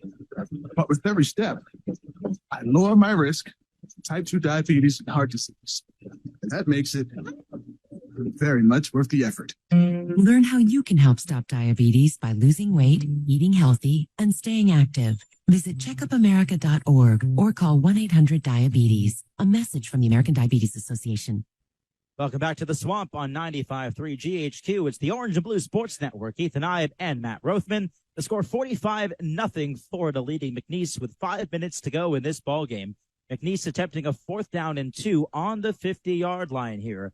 Nothing to lose if you're the Cowboys. Oh, wow, they're punting. No, never mind. They are going to punt now. Is this one almost over the head of Callum Eddings, and he will send this one away. It will be a fair catch here. This one trickles right to the half, I would say, not even the 1 yard line, the half-yard line there. Yeah, it was a great job by number 26, Richard Akers of McNeese State, getting his feet just above the end zone line, which would have been a touchback, and now it's at the half-yard line. Indeed, it was, I believe it was Eugene Wilson waving it off, but then it was right there to make the stop, right before it went into the end zone for a touchback. So it'll be interesting to see what the Gators send out here with probably their last drive. They've scored on 7 of their 8 drives tonight. Now they do send out Max Brown at quarterback. Last drive, it was Michael Leon. Now Brown out for his second drive. Brown had a couple of drives ago, got that touchdown. The lineup in his own end zone here as he receives the snap, hands it off. As a fake handoff, the throw here is not complete. That time around, it was Scott Isaacs, the tight end, had that one go off his arm and behind him as he tried to tumble to make the catch. 2nd down and 10. Yeah, no, Eddie Battle, the running back in the backfield for the Gators, wasn't listed on the depth chart right away, but he's on the roster for the Gators. Cowboys have Andy Jean lining up on the right side. Single receivers left and right. And off this time goes Trayon Webb. He'll break out of the end zone and force his way through the defense. Decent gain there for the freshman. 7 yards. They're down and 3. Ball placed on the 8.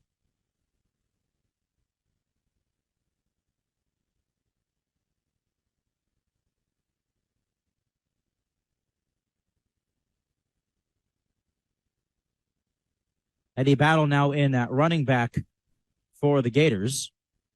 Going even further down the depth chart here as we get into the final minutes of this ball game. He lines up right behind Brown. Scott Isaacs moving around. So is Aiden Mizell. And off again to Battle. Up the middle. He's got a first down. His forward progress stopped just about at the 15 before being pushed back a couple of yards. So first down and 10. Ball placed at the 15-yard line. 3:45 to go and counting down.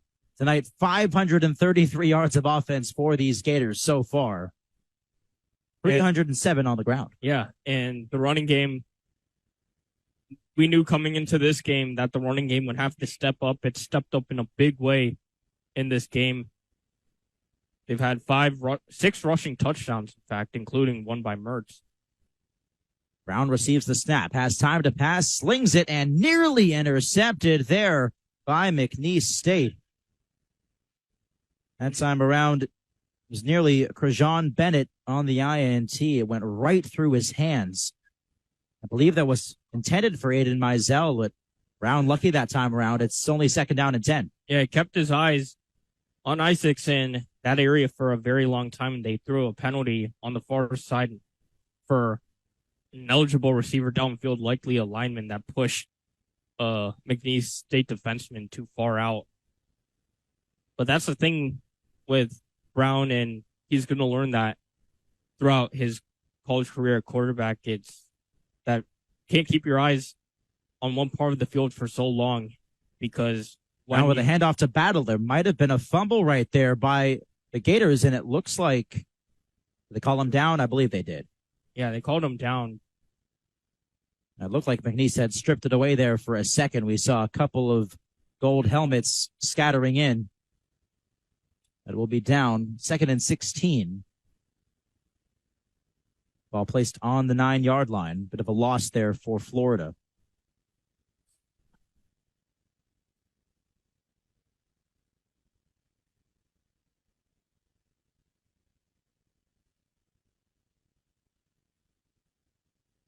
Second and 16 as the snap goes. The play whistled dead. Looks like a timeout has been called by McNeese State, their second of the half. They've got one left. 2.5 minutes to go here in this ball game of 49-0 Gators lead. Looking ahead to Tennessee next week. We will be right back here on 95.3 GHQ, your home for Florida Gators football by the student broadcasters of the University of Florida. The entire season we'll have every home game here live on GHQ. I'll be on the call next week alongside my good friend Matt Hugh. But for now, I'm very happy to be alongside Matt Rothmann. You've been great tonight, buddy. Yeah, thank you. And as you mentioned, the Tennessee game, it will be a big test. That's for sure. Tennessee, the 9th-ranked team in the country. They've won their first 2 games. They beat Austin Peay today, 30 to 13, despite some struggles that they've had. But a big part of that team is that their coach, Hoople, has been able to really turn that culture around after a few tough years that they had. And they beat Alabama last year, so we know how good they are. But for the Gators, we know they have the swamp. They have that home atmosphere. Can the players pick it up and be ready for that game? Because that's where it's going to start. As they did today, the start of the game, doing well on offense, doing well on defense, it's going to have to be there next week against Tennessee. And Gators nearly got the win against Tennessee back on September 24th of last year at Rocky Top, 38-33. Tennessee barely squeaked by. So it'll be interesting to see how things line up with the Vols coming here to Gainesville. Timeout still underway here, called by McNeese. Apparently they're reviewing something on the field as the umpire is now at the monitor. Not sure what they could be reviewing. Could have been the fumble, as McNeese State, they were very certain that they had recovered a fumble inside the 10 on the rush by Battle. So depends on if the knee was down before the ball came out, right? yes, indeed. And they're not really showing it much on the video board, as it just says official review. So we'll have to see as they show the latest pictures, if they do, if that can determine what the outcome will be. And it looks like they've overturned this, haven't they? Yeah, they have. And McNeese State sideline excited, as it could be the time that they put points on the board. Well, they have an opportunity here with some terrific field position inside the 10-yard line. So a fumble on Eddie Battle, the running back for Florida. McNeese State ends up getting that one after the review.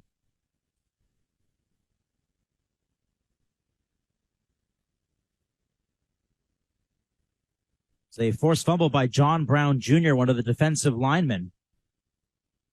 So first down and goal for McNeese. They're at the 8-yard line here. 2.5 minutes to go in this game.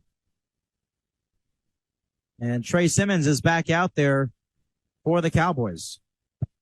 John McCall in motion. They will give a handoff to Colby Ham running down the near side. He will waltz in with a touchdown. McNeese State is on the board at long last. They take that turnover and they create something out of nothing. Yeah, and of course the field position that they got was very manageable. First and goal from the 8. And Kobe Ham, who's had plenty of the ball in this second half of the game. D'Angelo Durham did his part in the first half. They've gone to the second team. McNeese State, and Ham gets his touchdown and the first points of the game for the Cowboys. They'll send out Garrison Smith to attempt the extra point here. Snap, the hold, kick is up, and it is good. So Garrison Smith gets that extra point on the board. 49-7, the Gators lead now. McNeese State finally getting on the scoreboard tonight. We thought they might be shut out, but they take that turnover there. A fumble by Eddie Battle, and they create their first score of the game. 2 minutes, 24 seconds to go in this ball game. Looking ahead for McNeese, they will head to Alcorn State for their next ball game. This is easily their toughest game on their schedule this season. They don't get to play SEC opponents too often. In fact, it's been just a couple of years since the last time they did it. They played LSU. That was back in 2021. They lost 34-7. McNeese hasn't won a game against an FBS school since August of 2013. That was against USF. Yeah, and they certainly, a lot of FCS teams don't get this opportunity, but it's a really great experience for them going to big SEC team schools. And in fact, this is the first game that Florida's played against a team from the Southland Conference, and McNeese State is the first team they played out of that. So great experience, not just for McNeese State, but for that conference, getting some exposure to a team like Florida. So Garrison Smith will kick this one away to the Gators, who will have one more drive after all. This one sent. It's a rather short kick, brought in, and running this one across the field here and getting tackled at the 35-yard line. Trying to see what that was. It was Hayden Hansen, tight end, on the return that time around. So first down and 10 for the Gators at their own 35. See who the Gators go with here under center in this one. We've seen Max Brown and Michael Leon here, aside from Graham Mertz, who's had pretty much the entire second half off. Yeah, and he had a few drives in the third quarter, led to touchdowns. But ever since the end of the third quarter, because he's already done his job, they left it to both Brown and Leon's now back on the field. Michael Leon in for his second drive of the night. He has Eddie Battle in the backfield. And he will hand it off to that is not Eddie Battle. They run that time around by Carlson Joseph. So they go even further down the depth chart. How much further can they go, Matt? Joseph on the carry that time for a gain of 4. Second down and 6. Now inside 2 minutes to play, 1:56 and counting down. Yeah, and Joseph is the 5th running back for the Gators to make an appearance in this game. So a lot of guys getting the opportunity that, they wouldn't get in some games, like what the Gators will have next week. Hand it off to Joseph. He'll get across the 45 here. Enough for a first down. Back-to-back runs. Also on the field now, Taylor Spierto, the third-string wide receiver.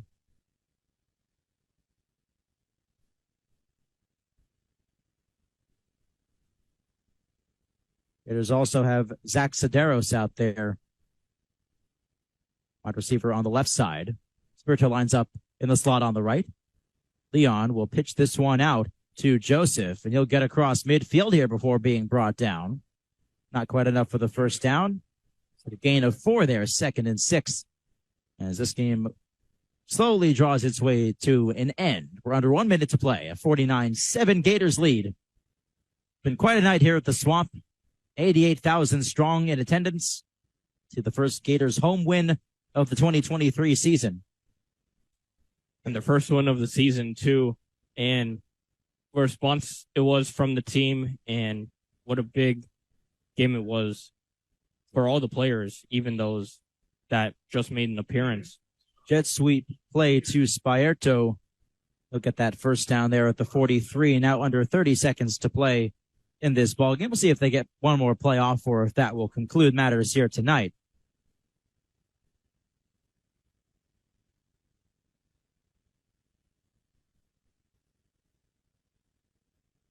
Looks like the Gators are going to run this clock out to its conclusion. As the crowd that remains here in Gainesville sends their cheers to the Gators. 000 on the scoreboard. The Florida Gators knock off McNeese State 49-7 in their home opener. Quite a game it was for the Gators. Over 550 yards of total offense. From start to finish, this was the Gators' day. Yeah, and the Gators started out really well on offense. Were able to put together a nine-play, 62-yard drive. Then they were able to stop McNeese, who also had a 9-play drive, but stopped them on third down. And even though they were pinned at their 1-yard line, they marched 99 yards down the field for their second drive. And after that, they didn't look back. It was drive after drive, touchdown after touchdown for the Gators. And obviously, they went out to a 49-0 lead, and it ends 49-7. Stay tuned for the Orange and Blue Sports Network post-game show here on 95.3 GHQ. We'll start it off talking about some scores from around college football, get you some updates on some games we mentioned at halftime, and there is some stuff to tell. And then we'll break down what happened here tonight in Gainesville, a 49-7 win for the Florida Gators over McNeese State. You're listening to 95.3 GHQ, the home of the Orange and Blue Sports Network.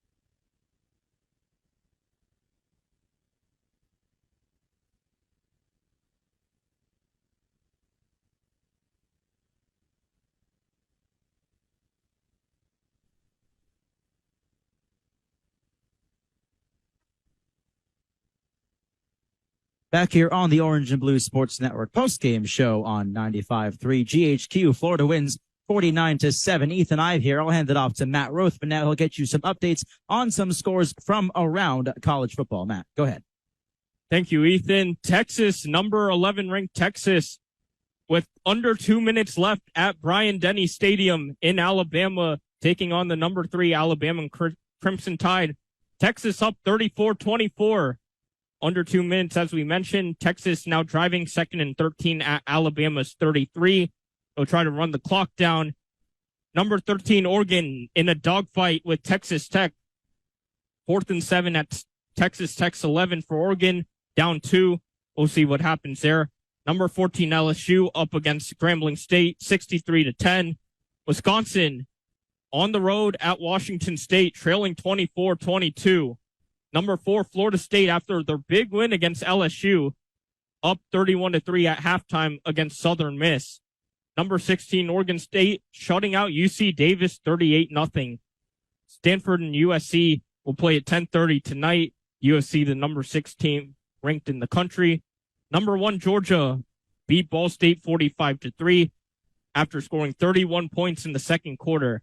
Number 5, Ohio State, beat Youngstown State 35-7. Number 7, Penn State, with the rout over Delaware 63-7. Notre Dame against NC State. It was 17-7 going into halftime, but a 21-point fourth quarter pushes Notre Dame to a 45-24 win. A lot of controversy in Baylor as Utah wins by a touchdown against Baylor. A last-second throw to the end zone. Missed pass interference call. A lot of controversy there. But Utah gets the win over Baylor. Number 15, Kansas State, takes business over Troy, winning 42-13. Deion Sanders wins again as the coach of Colorado. 2-0 on the season with the 36-14 win over Nebraska.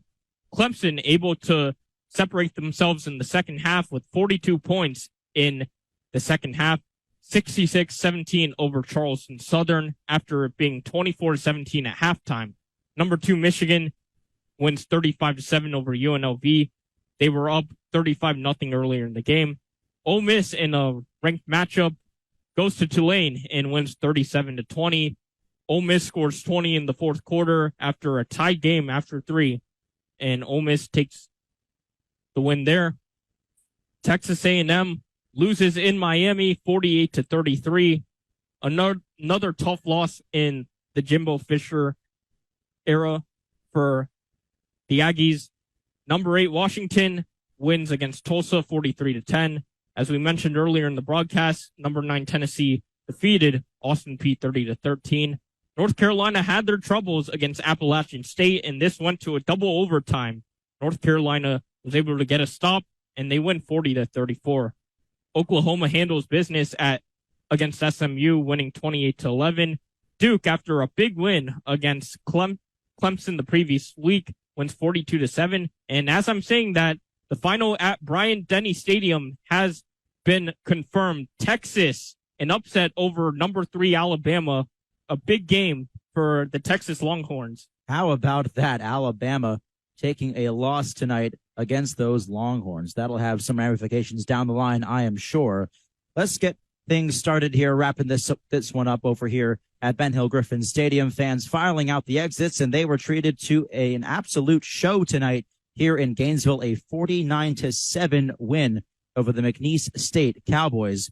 Gators 560 yards of total offense, but the real story was the rushing game tonight, Matt. Yeah, 327 yards on the ground for the Gators. Montrell Johnson, after a game where he had just 3 carries for 6 yards, puts up 15 carries for 119 yards and 2 touchdowns. Trevor Etienne, after only 25 yards on the ground last week, puts up 84 yards on the ground. Trayon Webb puts up 71 yards. That third drive, he really did well, 45 total yards, which included a key third down completion to him. 2 touchdowns as well for Webb. And it was just the entire running game for the Gators, which really keyed in today's win. We knew they had to start out strong. The offensive line was shorthanded, a few guys missing due to injury, and also they had to replace 4 starters from last season, including All-American Osiris Torrance. They did really well today. We'll see how it goes into next week, but they did their job tonight on the offensive line. Yeah, indeed. And here's the breakdown score by quarter. 13 points each in the first and second quarters for Florida, 16 in the third, added on 1 more here in the fourth. That second half that we just witnessed featured a lot of the second, third, and even, fourth string guys. We saw every quarterback that Florida had available tonight with Jack Miller III out. We saw Max Brown. We saw Michael Leon. What did you see from them tonight? Yeah, and of course, we didn't see a whole lot from Leon. He was there. Great time to get game time, especially against an FCS opponents in McNeese State. But Max Brown, we saw him make a few passes. Good connection with Aiden Mizell for 16 yards on his first pass of the game. So you did see a lot from them. You want to see improvements, of course, from Brown. He did make a few mistakes at times, but it was great to see Aiden Mizell get his first taste of game time here and his first receptions as a Florida Gator. Florida improves to 69, 17, and 4 against FCS opponents. Get you the breakdown of the scoring here for Florida. It started at about 11 seconds on the clock in the first quarter. Montreal Johnson Jr. punching home a 2-yard score on the rush. Then it was Graham Mertz finishing off a 99-yard drive with 28 seconds left in the first quarter. Made it 13-0. Treyon Webb with his first career touchdown as a Gator, a 2-yard rush with 7 minutes to go in the second quarter. Trevor Etienne added on an 8-yard score, practically waltzed into the end zone there at the very end of the first half, made it 26-0 at the half. Montreal Johnson Jr. added on his second score of the game with an 8-yard rush, 9:27 on the clock in the third. Then was the first and only passing touchdown of the day by Graham Mertz, who sent a 50-yard bomb to Ricky Pearsall. Incredible catch. Then the Gators added on a safety with under 3 minutes to play in the third quarter. Treyon Webb picked up his second touchdown of the game with 13 minutes on the clock in the fourth. And finally, the only score of the game for the McNeese State Cowboys came on a turnover inside their own 10-yard line. Florida fumbled the ball. It was Eddie Battle who had it stripped away from him. McNeese State got possession on the review. Originally, it was ruled that Battle was down, and they capitalized on that turnover with Colby Ham rushing for 8 yards for McNeese's first and only score in a 49-7 win for Florida. Looking ahead to next week against Tennessee, what are you looking for from this group? So I want to see a lot of the same things that they put out today. Of course, Tennessee, as we know and mentioned before, they're a much different opponent, much better opponent than McNeese State is. Number 9 team in the country. Yes, they had their struggles today against Austin Peay, but their coach, Josh Heupel, has really built a culture around this Tennessee squad, and they've done a really good job last season beating Alabama, and they've gone into this season with much higher expectations. Now for the Gators, you got to start out like they did today. Do everything that you did today on offense. Pound the ball on the ground and start out as well as you did on defense as well. So the home crowd will be a big difference for next week, but the question will be, will the Gators be absolutely up for this game? And by absolutely up, I mean everyone's got to be 100% ready. We'll see how they fare. Tennessee moving to 2-0 today with that win over Austin Peay. They had a convincing win against Virginia in week 1, beating the Cavaliers 49-13. So lots to look forward to next Saturday here at the Swamp. We will have coverage on 95.3 GHQ, the home of the Orange and Blue Sports Network. Tonight's attendance at Ben Hill Griffin Stadium, 88,163. On behalf of everybody involved with this broadcast on 95.3 GHQ, myself, Ethan Eibe, my friend Matt Rothmann here to my right. It'll be myself and Hugh Green on the call next week against Tennessee. We hope you've enjoyed this broadcast on the Orange and Blue Sports Network. Have a great rest of your night.